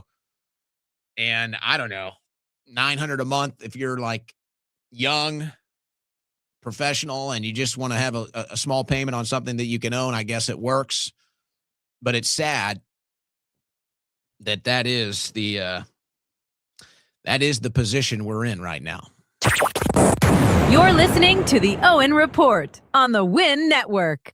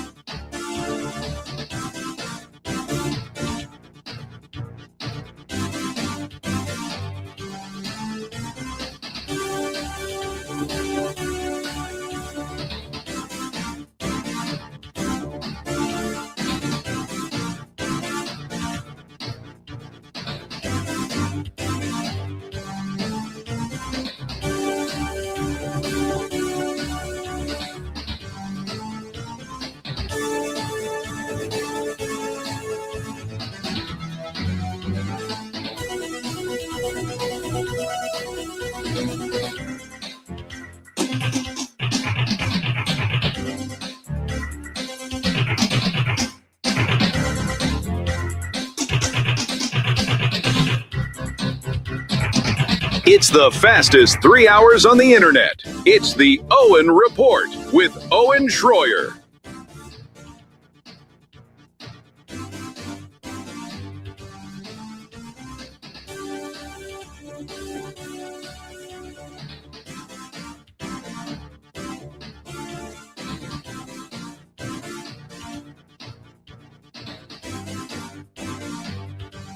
All right, third and final hour today. A couple news stories yet. Just a couple. And then we will go to your super chats.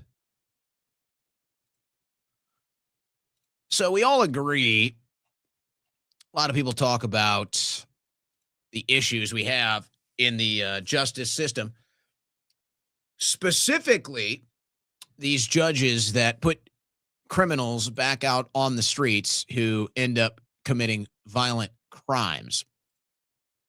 So somebody has developed what could potentially be a solution to this. I say potentially for a reason. I'll explain. This is Johnny FSE. I built courtwatch.us, a free public database for American citizens who deserve safer communities. You can track which judges released defendants who then got rearrested, skipped court, or violated their release conditions. All public records, all free. I started with Orange County, Florida, and will be expanding to all 67 Florida counties and eventually every state in the country. The first batch of information is from 2004, and since public reports are released in March and April, For the previous year, data is behind, but I wanted to see if this is plausible. After adding 2024, I'll add 2025 and then figure out how to get real-time data uploaded. It's in beta. It's in beta. Would love to know what you think. Numbers don't lie, but criminals do. So there's an obvious issue with this. You don't want to give a judge the incentive to put every single person in jail. But that's the kind of thing that you have to be concerned about when you start looking at this. If you start to talk about a solution, hey, we have these judges that put criminals back on the streets. Well, almost every single one of them is a Democrat. So you should stop voting Democrats, but that's kind of the side issue. You can get rid of the Soros money. I mean, those two things will do it the fastest. But nonetheless, you can sit here and look at the judges that are putting criminals back out on the streets, and maybe people will vote in accordance to that. But you don't want judges just putting everyone in jail because they're afraid that the said person might commit a crime if they don't put them in jail. Even though that should be the logic, then they just end up putting everybody in jail because they don't want to take the risk. But there do seem to be things here where it's like, okay, arrested more than once, skipping court, violating release conditions. These things, then the judge should not be as liberal about putting you back out on the street. So there's no doubt there's a problem with that. I'd love to have a White House focus on that, you know? I'd love to have the Trump administration really focusing on this issue, but they got other issues and they're not in this country. So don't expect anything on that. You guys might have seen this story. I think there's a big digital influence campaign happening here, by the way, because I saw a bunch of posts sharing this and telling you how dangerous weed is. So you may have seen this. There's a couple other elements like Andrew Huberman here posting this interview. Cannabis is detrimental to sperm, even if they can fertilize. There can be DNA damage, many miscarriages, and in the case of IVF, day 3 crashes, which is when paternal DNA normally kicks in and are cannabis related. So they talk about this, okay, cannabis bad for your sperm. I don't really think that's a secret. I feel like we've kind of known and expected that for a long time. But they tend to take it further here with these new studies. And they're talking about how it can damage sperm, how it can impact a birth or potentially cause a miscarriage. So here's what they get in the study. Try to get out of the science jargon here.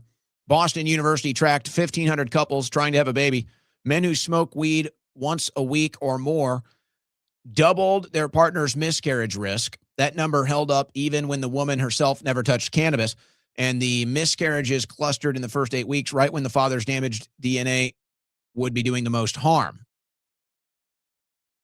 All right, I can get into the other stuff here. I don't think this is much of a secret. I think everybody kind of knows smoking weed is bad for the boys. But I feel like they're trying to do something with this. I'm sitting here saying, why is this overwhelming my feed today? Why do I see all of these accounts that I suspect, let's say I suspect, or maybe I know. Why do I see all of these accounts that do digital influence campaigns sharing this story? So there seems to be a war on THC coming from Big Pharma. Now, just to be clear, I'm not denying the science of this study. I'm not promoting the use of marijuana. I promote sobriety. I think it's the best way to live. It's the healthiest way to live. So that's what I promote. That's what I try to engage in. Aside from that, people know, okay, there's side effects of marijuana, side effects of alcohol, side effects of everything. Why are they pushing this out today? I feel like with a bunch of marijuana ballot issues and Big Pharma trying to stop THC research when it comes to things like seizures, You know, I feel like there's a push right now to put as much negativity out there about THC so that big pharma can get some election results that keep this stuff off market that might harm their bottom line. That's kind of what I see happening here. And there's always been the the over freak out about marijuana dating all the way back to what was the name of the movie, Reefer Madness, and that propaganda. So that's always kind of been there. But you know what? I think there's healthy information. I think that's good information to have. I think it's good to show that, yeah, okay, we know more about these side effects. But I feel that there's a digital influence campaign on the behest of big pharma happening right now.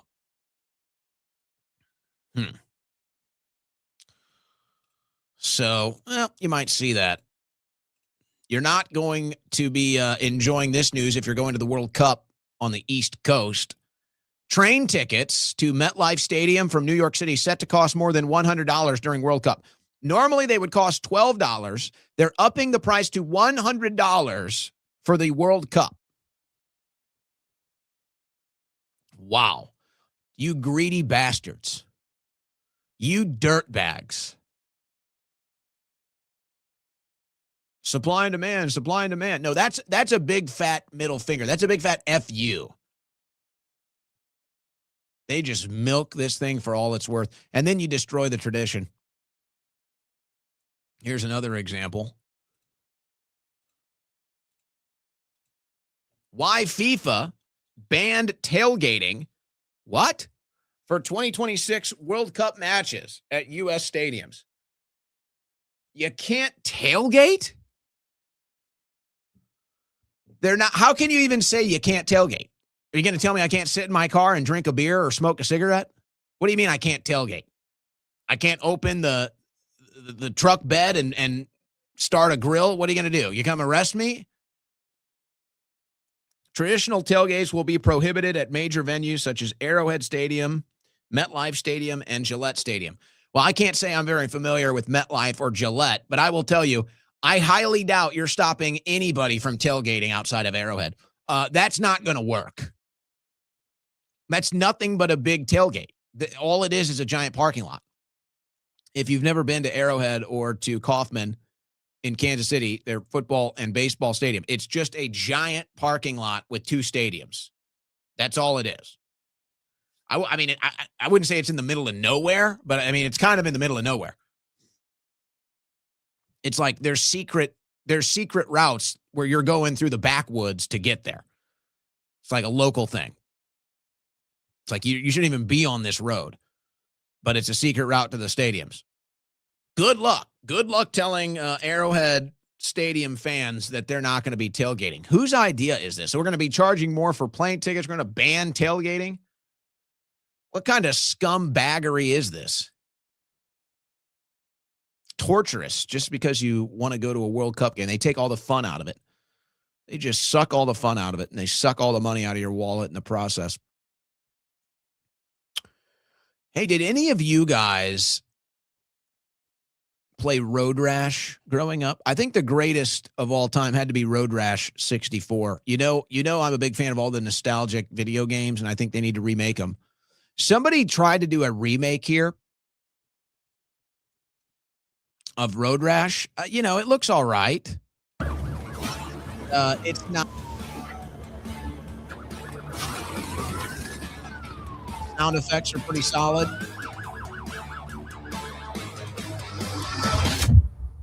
Sound effects pretty good. Sound elements pretty good there. The music, heavy metal, okay. It's not. It doesn't really ride like Road Rash. They need to make Road Rash.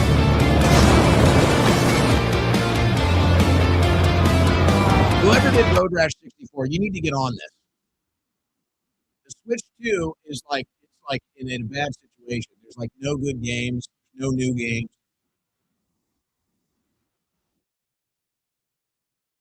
Who developed that? THQ. Somebody call THQ. Are they in business?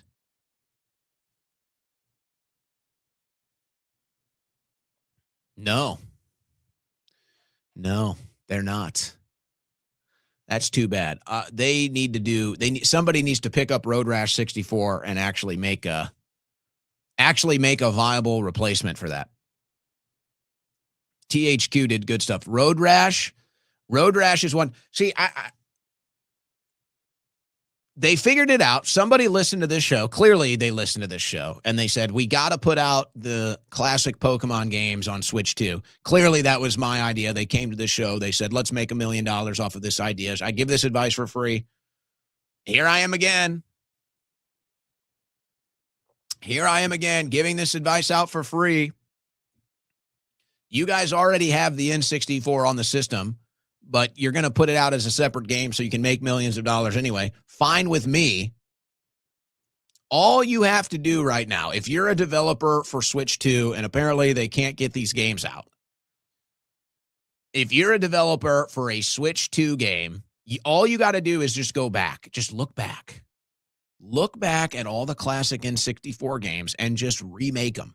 Forget about the new games. These kids don't have any money anyway. And it's probably the adults that you want to buy these systems. Go back, remake a Road Rash. Remake a Twisted Metal. I see that in the chat. Remake a State of Emergency. Remake a Fighting Force 64. Like, remake the good games. Remake SSX. Tricky. Like, this is what you have to do if you want the Switch 2 to work. I don't know what goes on the other platforms. That's all you have to do. Don't overthink it. You guys apparently can't develop any games for Switch 2. Just go back. Just make the originals. Just remake all the best N64 games. Remake all the best GameCube games.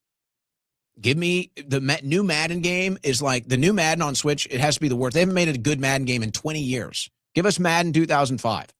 Give us MVP Baseball. Give us NFL Blitz. Give us NBA Jam. Just give us the old games. That's all you got to do. Crash Bandicoot is already on there. Just so you know. So is Luigi's Mansion. I see you guys putting some stuff out there. Some of that stuff is already out there.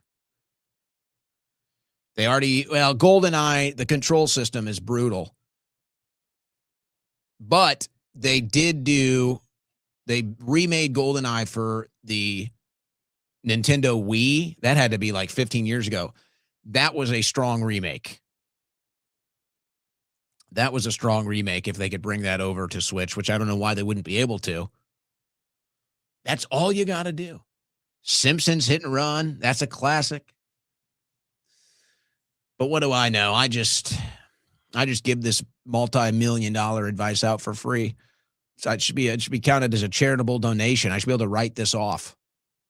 All right, last thing before we go to the super chats. Unless I want to look into the leftovers today. Family says popular energy drink played role in cheerleader's fatal heart condition. The family's attorney said that Larissa Nicole Rodriguez had no pre-existing heart problems, and the only thing she had in her system was caffeine. You may recall there were similar stories when Panera Bread put out that Buzz Lemonade, whatever it was called. And so you have a similar situation. 17-year-old Texas cheerleader has filed a wrongful death lawsuit, the family has, against a distributor of a popular energy drink, saying the teenager died from an enlarged heart caused by ingesting large amounts of caffeine. Well, I don't know if that holds up scientifically, but if you go deeper into this story, apparently, I believe they said she was drinking 6 a day. Let me see if I can find that number. I think it was 6 a day. So that's going to be your problem, is going to be that 6 a day number. Oh, too much caffeine for the young girl. So it is unfortunate. But I remember, I'm sure they still have those warnings on there. When energy drinks first became popular, I remember like right out of freshman year in high school, we'd go to the gas station and get as many Monsters as we could. And usually after you drink 2, you're like, you feel like you're retarded. So you stop drinking them. But apparently this girl was drinking like multiples every day. So that's not good. But here's the problem. These energy drinks, it's not necessarily the caffeine amount. It's these energy drinks have all kinds of other toxic stuff in them. And it's what they have to do to get a taste. It's what they have to do to, put it in a can and get it on the grocery store shelf. So they do what they have to do. The problem is they have all types of bad side effects. They have all types of bad ingredients. So here's the good news. Here's the good news that I bring this audience today. Tomorrow, I will have an announcement, and I will be solving the problem. I will be solving your energy drink problem forever. Big announcement tomorrow. I'm very excited about this. I am not shy about my, let's say, caffeine addiction. I accept it. I love energy drinks. I am looking for about 400 milligrams of caffeine a day. It's like 500 is kind of my max. 400 is usually about the glory zone, 300 to 400. But there's all types of problems in energy drinks. And tomorrow, I solve them all. I solve them all tomorrow. So big announcement tomorrow. I'm very excited about this. It's a product that I've been working on for a long time. As a major caffeine consumer, as a major energy drink consumer. Big announcement, very excited about this. If you like energy drinks, if you drink energy drinks, you're going to want to hear this tomorrow. You're going to want to hear this. Very excited. I solved the problem and put something out that quite frankly just doesn't exist. It doesn't exist. What we're going to introduce to the market tomorrow simply doesn't exist until tomorrow. So really excited for that. Make sure you're here tomorrow. All right. Before we go into our super chats, there might be a couple of things in the leftovers I can get to. Apparently Sneeko just got sucker punched on a live stream. Man, this is why, guys. This is why I don't do it. I know. You saw what happened to Savannah Hernandez. You saw what happened to Sneeko today, sucker punched. It's just too dangerous out there, man. People are just totally psychotic now. It's just sad. And there's no real justice. I got assaulted for years doing this stuff. They one person got arrested ever. I was probably assaulted dozens of times. So, Sneeko just got cheap shot. Sneeko just got a cheap shot walking around. Wow. Let me do this quickly. Let me get some of this leftover off of my desk. I got to find one more thing here to tie these two together. Oh, look at that. We got some street crime videos.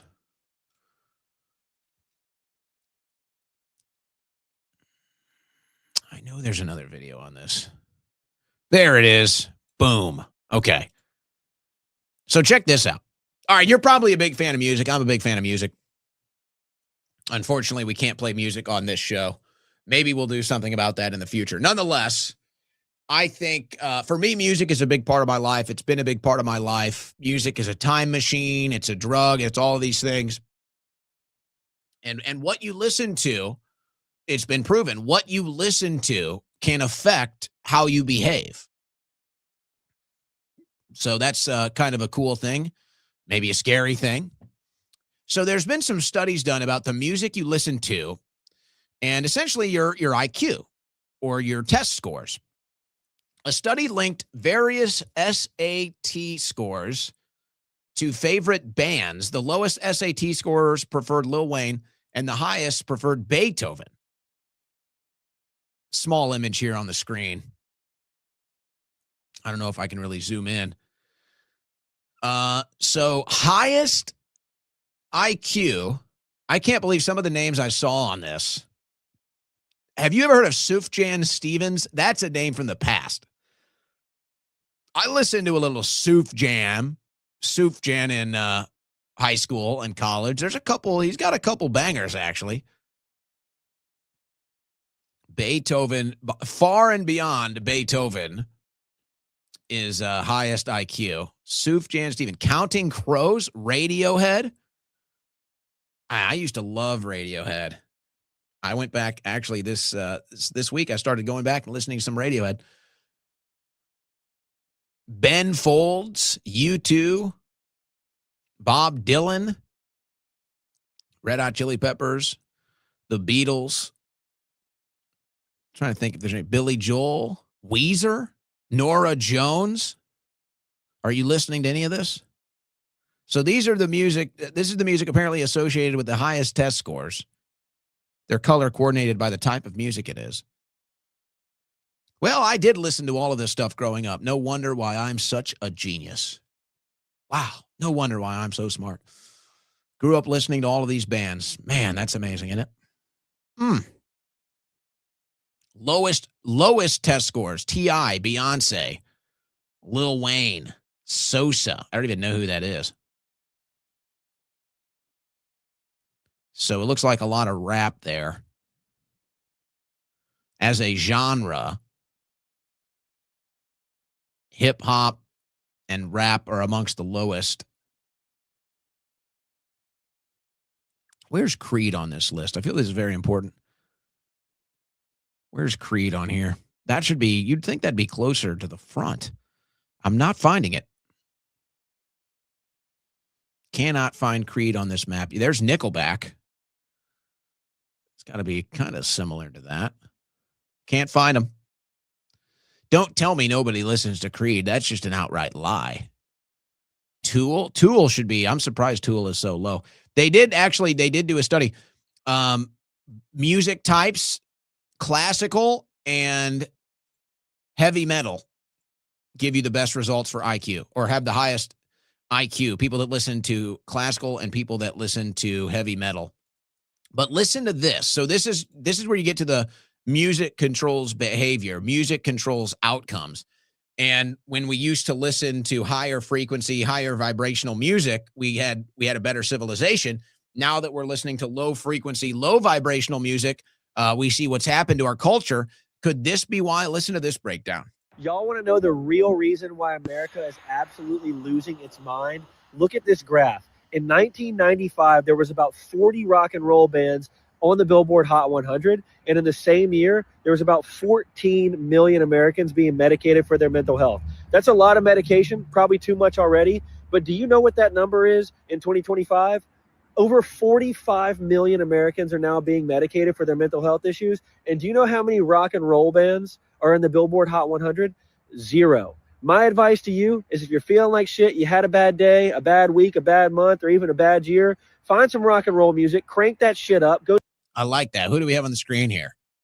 Rage Against the Machine, Stone Pilots, Pantera, Tool, Red Hot Chili Peppers, Alice in Chains, Smashing Pumpkins, Soundgarden, Radiohead.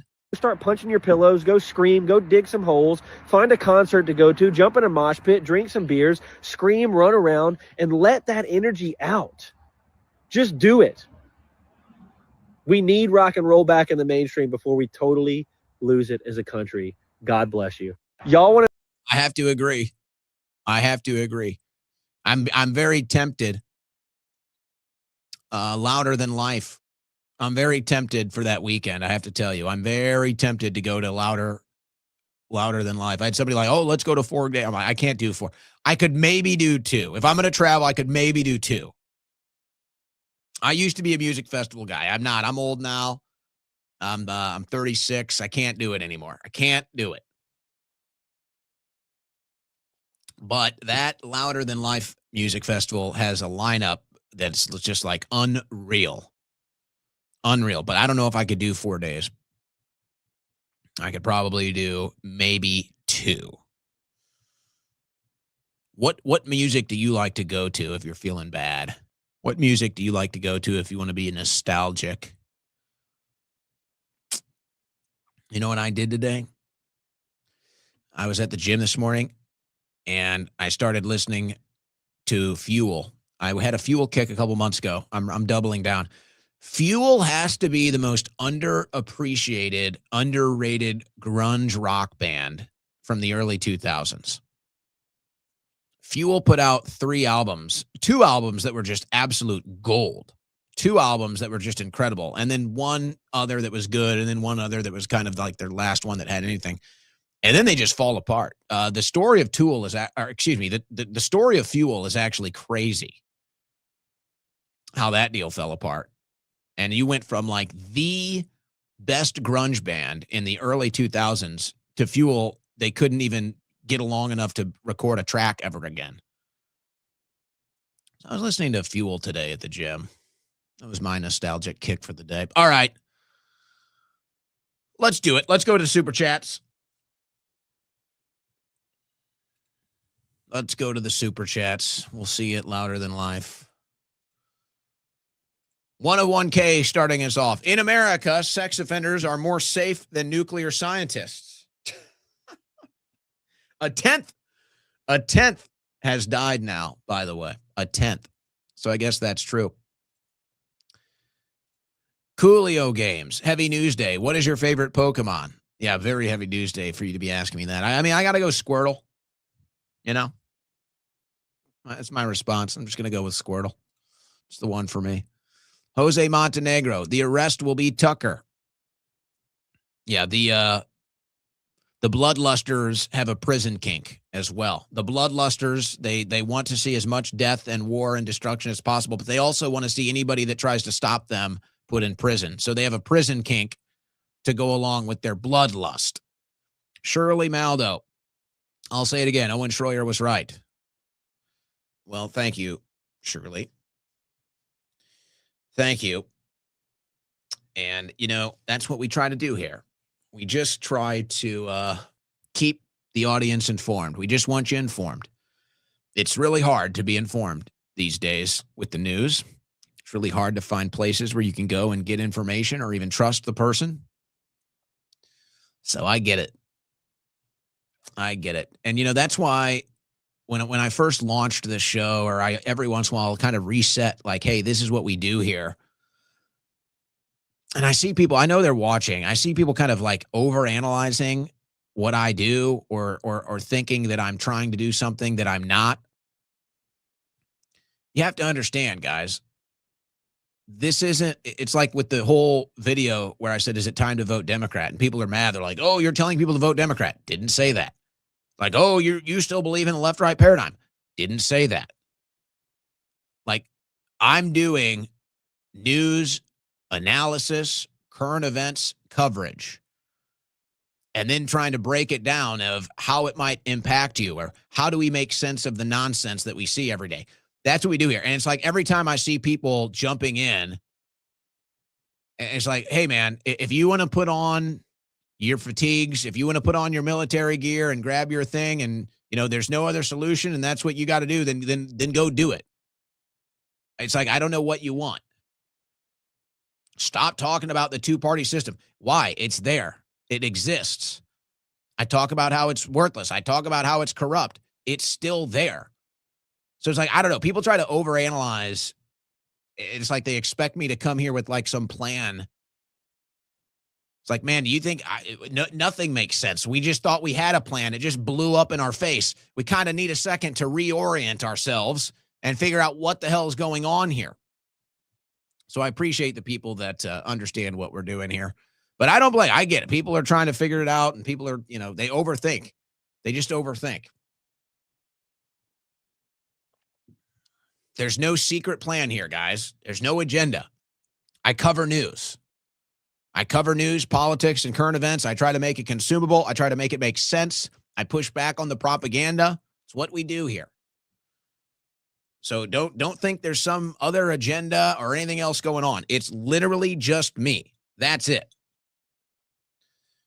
Nobody controls what I say. Cornelius Westernmost. Owen, please don't ever change any of the music. I've been I've never been much of a video game guy, but it's become symbolic with your one-of-a-kind presentation and analysis. Wouldn't have it any other way. Oh, thank you, Cornelius. All right, then. We'll keep the music as it is. We may add a couple, but we'll keep it as it is. Tay-Tay, Fishback Rally, 8 p.m., USF, Tampa Marshall Student Center. I'm assuming you're going to be there. I assume Tay-Tay will be there. Brianna Morella in her Lulus at the beach in South Florida. Stop it. Detailed Maps, Lebanon. Garmin. Do you have a Garmin still? You're crazy. Chip Walter, MAGA, Marian Adelson governs America. There it is. Can I post that? Can I steal that? I'm stealing it. It's mine now. And I'm keeping your $2. Yep, putting that in the drafts right now. That's mine now. Thank you. Thank you. Yeah.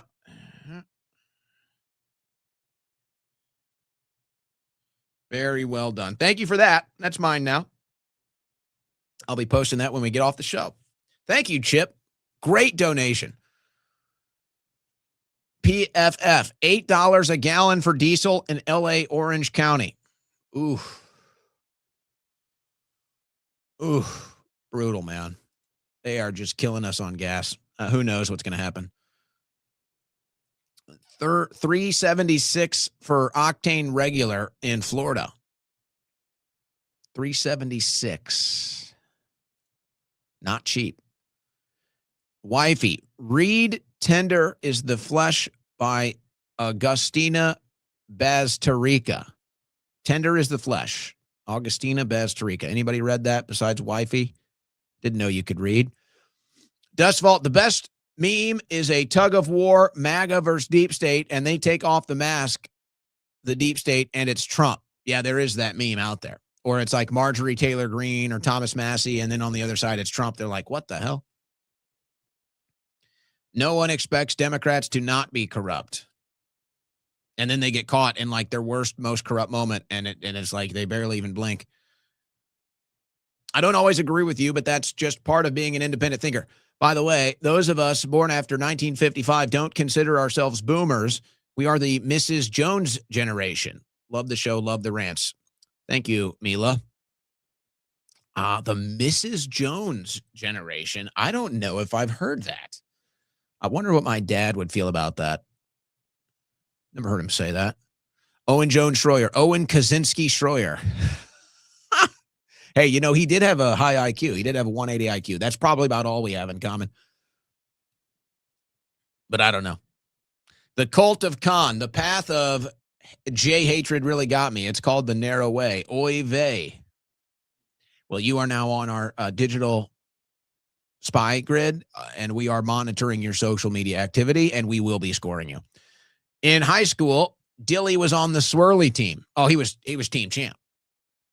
He was team champ. Nobody took a swirly like he did. And he kind of is like a little nomad. He's kind of like a little gnome. So he's easy, lightweight, center body mass. It's easy to just dunk like that and pull up like boop, boop, short little guy.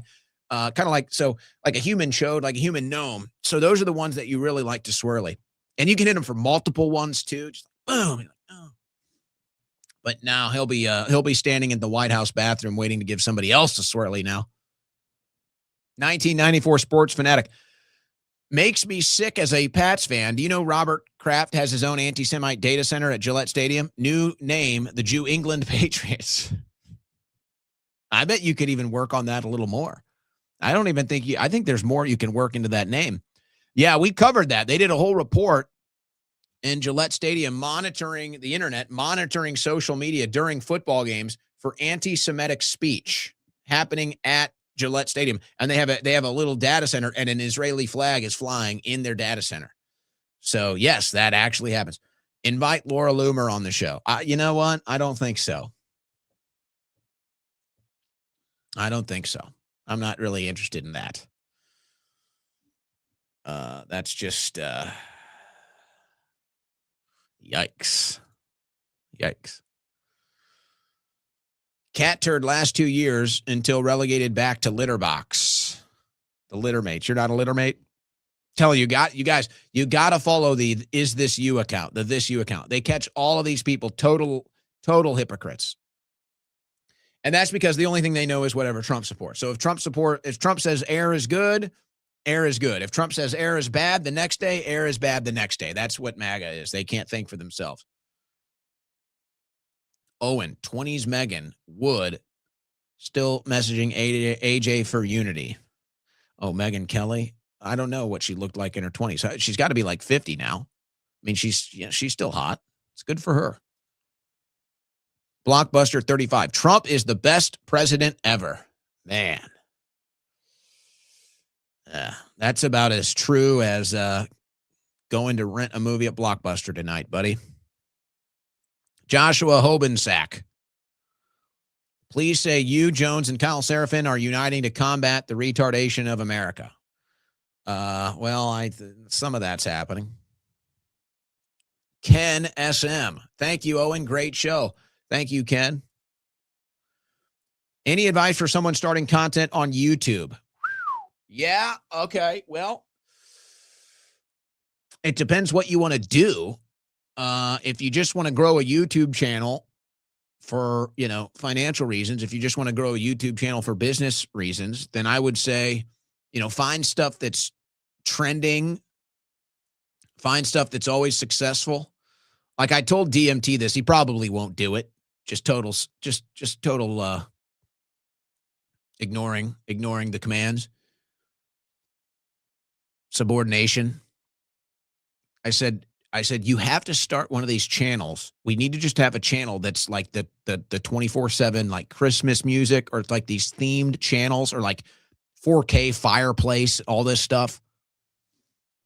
So you can take that route and just go with something that is going to get millions of views, either seasonally or it's just people go, it's like, hey, I want 4K nature. I just want to throw it on in my house. You can do something like that. Or if you're trying to do something political, the advice I got that I follow is find the void and fill it. Find the void and fill it. So I would go topical, cover data centers. If you wanted to do man on the street stuff, I think the hottest stuff is about to be making Trump supporters look stupid. I think that's going to be the hottest stuff pretty soon. So I don't know. I'd say there's my $2 advice. That's like $20,000 advice there too. So I mean, you're getting a hell of a deal here. Hell of a deal. Biggs got all his freedoms back. Will be on KSS 930 tomorrow. Sorry, Owen Seraphin doesn't self-promote much. Didn't mean to encroach on your show. No, I get along with Kyle. No, me and Kyle we're in good company. Is CBD bad for the twig and berries too? Huh. No, not that I'm aware of. Not that I'm too aware of. But on that note, it's well, you know what? Maybe I'll talk about it tomorrow. Because I'm a big sleep supplement guy too. And I just felt like changing it up because I've kind of been doing the same thing for a long time and it's probably not good for me. And I recently did the CBD for the first time in a while for sleep aid, and I've actually been very impressed. But maybe we'll talk more about that tomorrow. But I don't know as far as the side effects. I don't think so. I've not heard of that. I smoked a grip of weed 30 years equals 4 sons. A grip of weed. I'm going to assume that's a typo, but I don't know. Maybe that's a word I'm not familiar with. A grip of weed. 30 years, 4 sons. So you're all good, man. You're all good. Good swimmers. I wonder, any miscarriages in there? That's what they were saying was the big one. But they say with marijuana, they say with alcohol, slows the swimmers down. But it doesn't mean they can't make it to the finish line. It just slows them down. Road rash or twisted metal? Road rash every day. Every single day, road rash. It was the energy drink. She has vaccines. Well,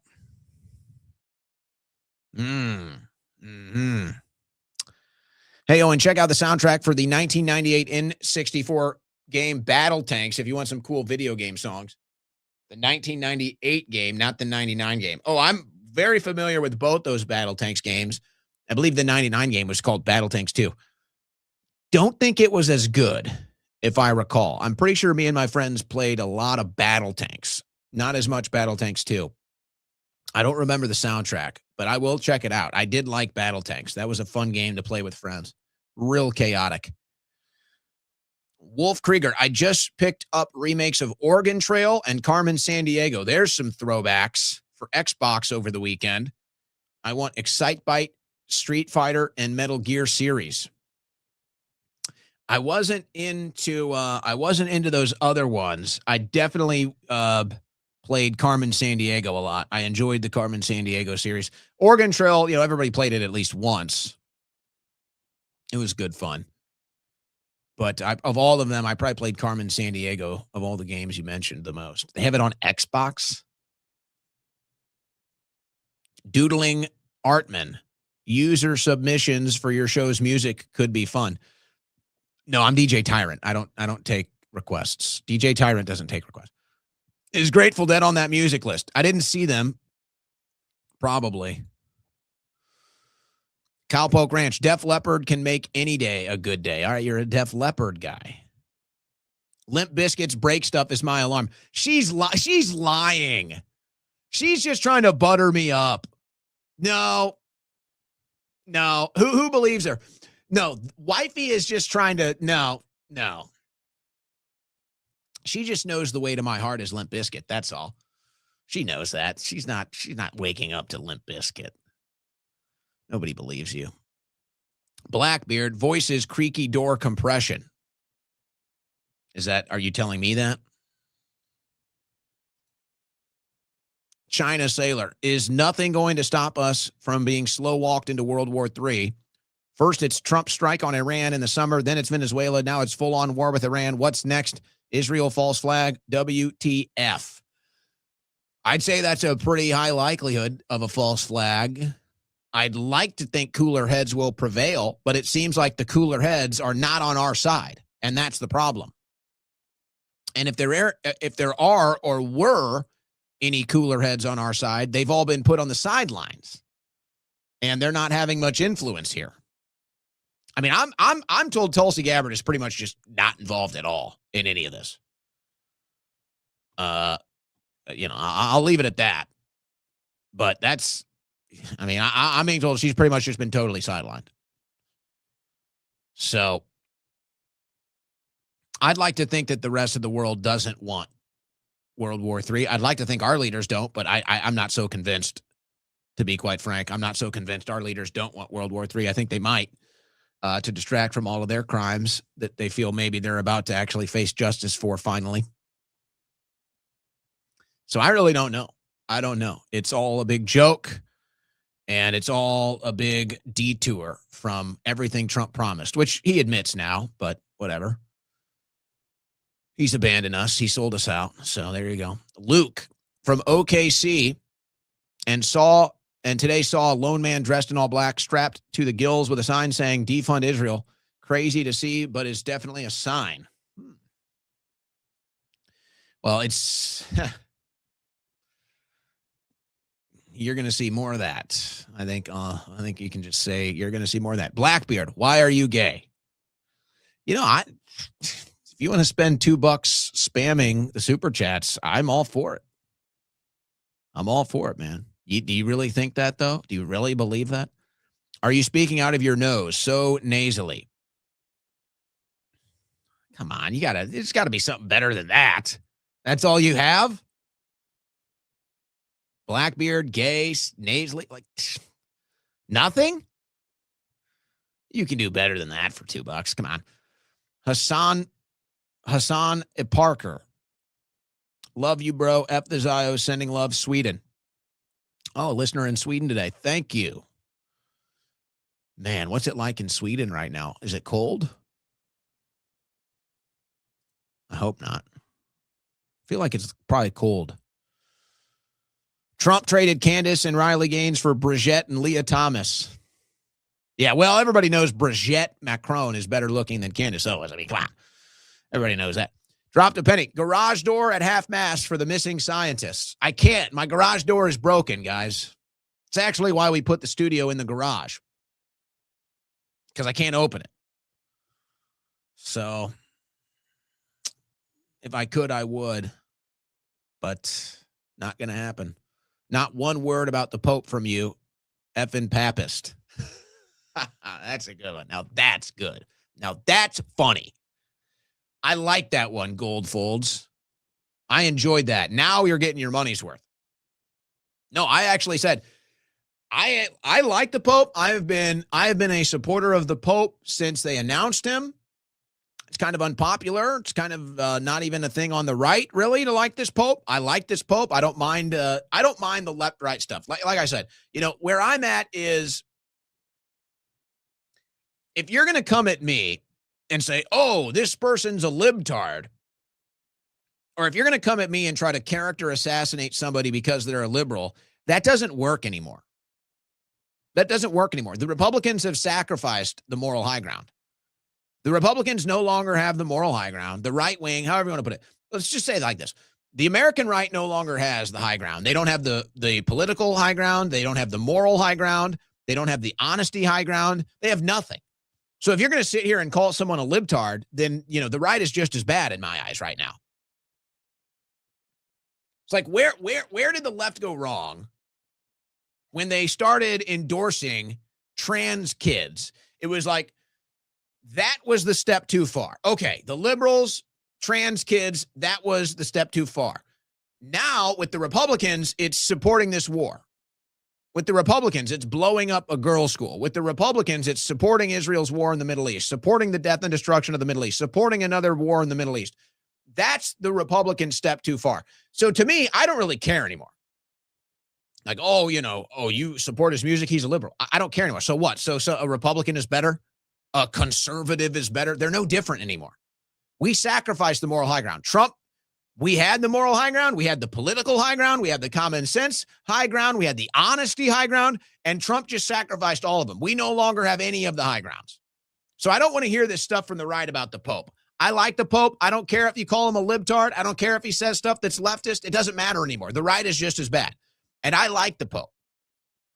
In fact, in all of the chaos internationally right now, the Pope seems to be a voice of reason for once.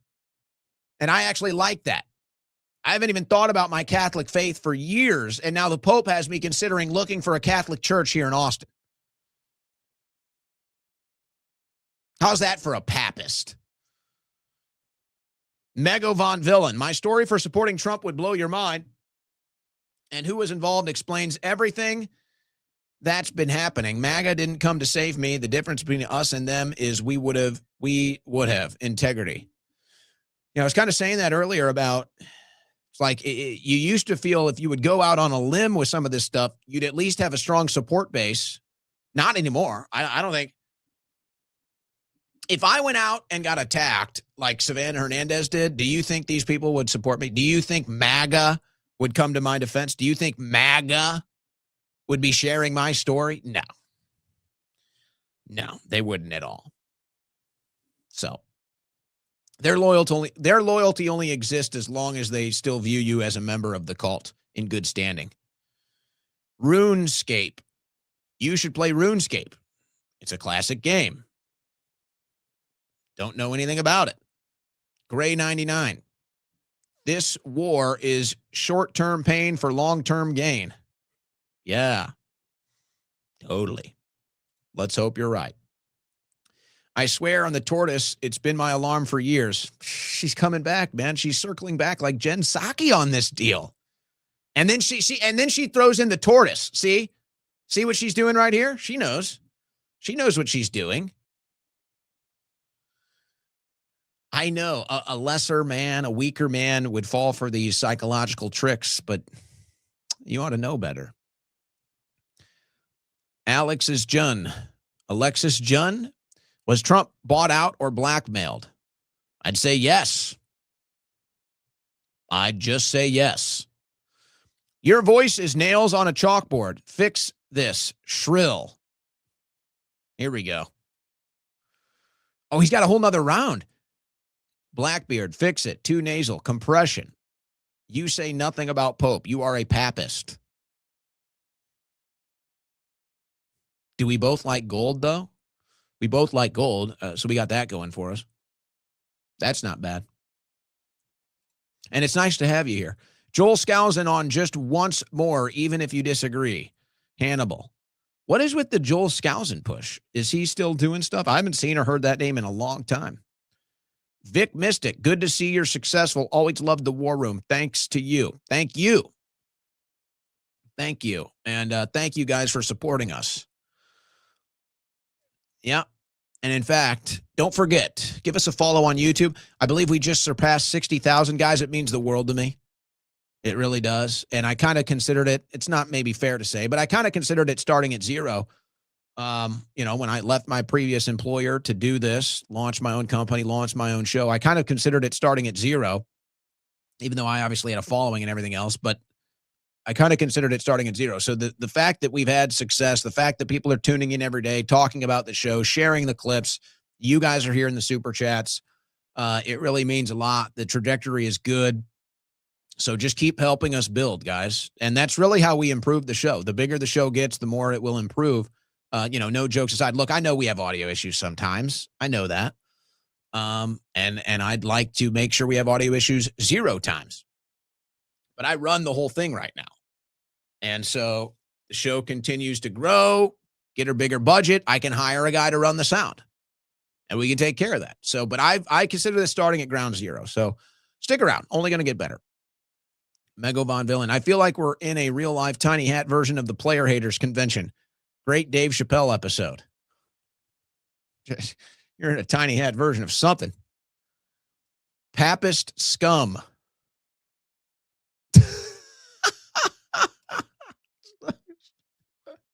I like this guy. Gold folds. I like you. You're fun. Do you want a t-shirt? You want a gold t-shirt? You were right about the Pope day one when it was unpopular. Thank you for the recognition. Thank you for that. I was on board day one. I said, I got a good feeling. I did. It's true. And I've stuck by it. I think I've been right. I'm not saying he's perfect. I'm not saying I agree with everything. But to me, the Pope has been a refreshing voice. You talk about all the different leaders in the world. You talk about all the different world leaders, international, whatever, religious, politics. He's been a refreshing voice to me. The Pope has been a refreshing voice to me. So refreshing, as I said, I'm considering looking for a Catholic church. That's how refreshing. And now you see the attacks on Catholics. Now you see the unhinged hate that Catholics are receiving. It's disgusting. Oh, God forbid this level of hatred was directed at Jews. Then it'd be a crime. You'd be committing a felony. But hey, if you want to hate on Catholics, that's all good. It's typical. You know, don't they crucify us? I think it's how they do. Jordan, what's the logo on your shirt? Looks sus. Now that inflation going to hit hard, people going to be even more mad. They printed infinite money for Ukraine. Ukraine, COVID, Iran, whatever. Are you talking about this logo? It's the Win Network logo. It's basically got a trident, but also a crown. So I don't know. I don't know why that's suspicious. Is that suspicious? It kind of looks like a Spartan mask. It's got a trident. It's got a crown. It says win. I don't know. I thought it was pretty good. So I don't know I don't know why that's suspicious. It's always going to be suspicious though, I suppose. Marilam. Hey, Owen, I have found that all that shimmers in this world is sure to fade away again. That would be Fuel, Shimmer, from their 3rd studio album, I believe. That was their top single from that album. It was a strong one. 300K IRS lien. How's it going? Now you've fallen off. Now nobody knows what you're talking about. You had your rise and then gone. Why did Alex Jones blindly support Trump so long? Well, I think I've kind of explained that. But I don't really think it matters now. He seems to be going all the way against Trump now. Can't say I'm surprised. And I'm also, I understand. Look, I don't want to speak for Alex on this, okay? But you even try to comprehend being in his shoes. You know, sitting there, they say, oh, you owe $10 gajillion. Might as well be $10 gajillion. Oh, you owe trillions of dollars. You owe billions of dollars. Whatever. Nobody has that money. So I think maybe subconsciously Alex thought the last lifeline he had to save the company, whatever, was Trump. And so I don't know. I don't really want to go deep into it, but I guess that's my answer. I am so happy you're on YouTube. Made you trip. Thank you. And let's help grow the channel. That'd be huge. Let's help grow it. It's slowly but surely growing. And it's kind of getting to a point where it's crazy to say this, but it's true. It's getting to the point where YouTube is now rising in the ranks of relevance. X is now actually going down. The X trajectory is now negative compared to the YouTube trajectory. I'm looking for a Catholic church too, Austin area. You know, there's some, but they're all like, my problem is you see some of these Catholic churches, they're all woke. They all do the rainbow flag and everything else. It's like, I'm not trying to do that. Mego, you and I will find a Catholic church together. Just don't tell wifey. Andrew Wilson or Destiny, who's the better debater? Well, it's got to be Wilson. It's got to be Wilson. I view Wilson as a very formidable opponent. You know, as I said, I didn't really do any prep work going into the Destiny debate. I mean, my whole life is prep work is kind of how I view it. But, you know, you want to know your opponent's tactics. Destiny's tactic is just marble mouth, ramble mouth. It's just he just figures if I say as much as possible in 60 seconds, I will sound educated. And then from the other side of it, you can't even really have a real debate because he sits there and spews off like 30 different things. And then it's not even about what we were originally talking about. And then you don't know how to respond because you just put a thousand things on the plate. So that's a debate strategy. I don't think it, you know, I don't think it works for people that have a high IQ. No, I will assume Andrew Wilson is going to be a very formidable debate opponent. And I look forward to it. So no, I think it's not like I need to be scared. But no, I think he'll be a great debate opponent. I think he's going to come prepared and he's going to defend the Trump presidency. And so, yeah, I'd say Wilson probably 10 out of 10 times is a better debater than Destiny. I don't even think that's like Shaq versus a first grader. I mean, come on. Who floods the West with trash? Papists. No, not hidden. Owen report. Oh, incoming. The phone call is in the building. Very significant rumors are swirling that a revolutionary energy supplement is being released involving Owen Bunyan Schroyer. I don't know. They might just be rumors, guys. Find out tomorrow. Viva Christori. SSPX Owen, I2, and Papist Scum. Do we have a new thing today? Papist Scum? We're all Papist Scum together. Papist Charities. You say nothing. F you. Oh, my gosh. You know what? I forgot. You know what? It's so funny that you just said that because I have to go on another show right now.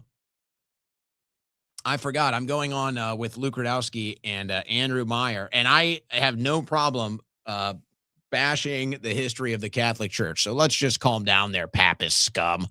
What do you think of Islamism? I don't think much of it. I'm not interested in it. I don't practice it. I'm sick of hearing about it. It's just like I'm sick of it all, man. I don't live in the Middle East. Catholic Charities, you okay with that? Wow. Oh, yeah. Yeah, I didn't cover that from the ground. Blackbeard likes Catholic Charities. Unreal. Okay. You've done better pitches to the audience. You fell off today.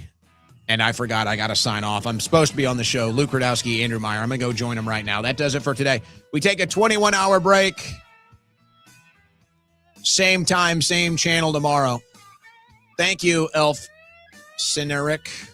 Thank you, guys. All right, I got to go join Andrew and Luke. I forgot I told them I'd be on with them at 6.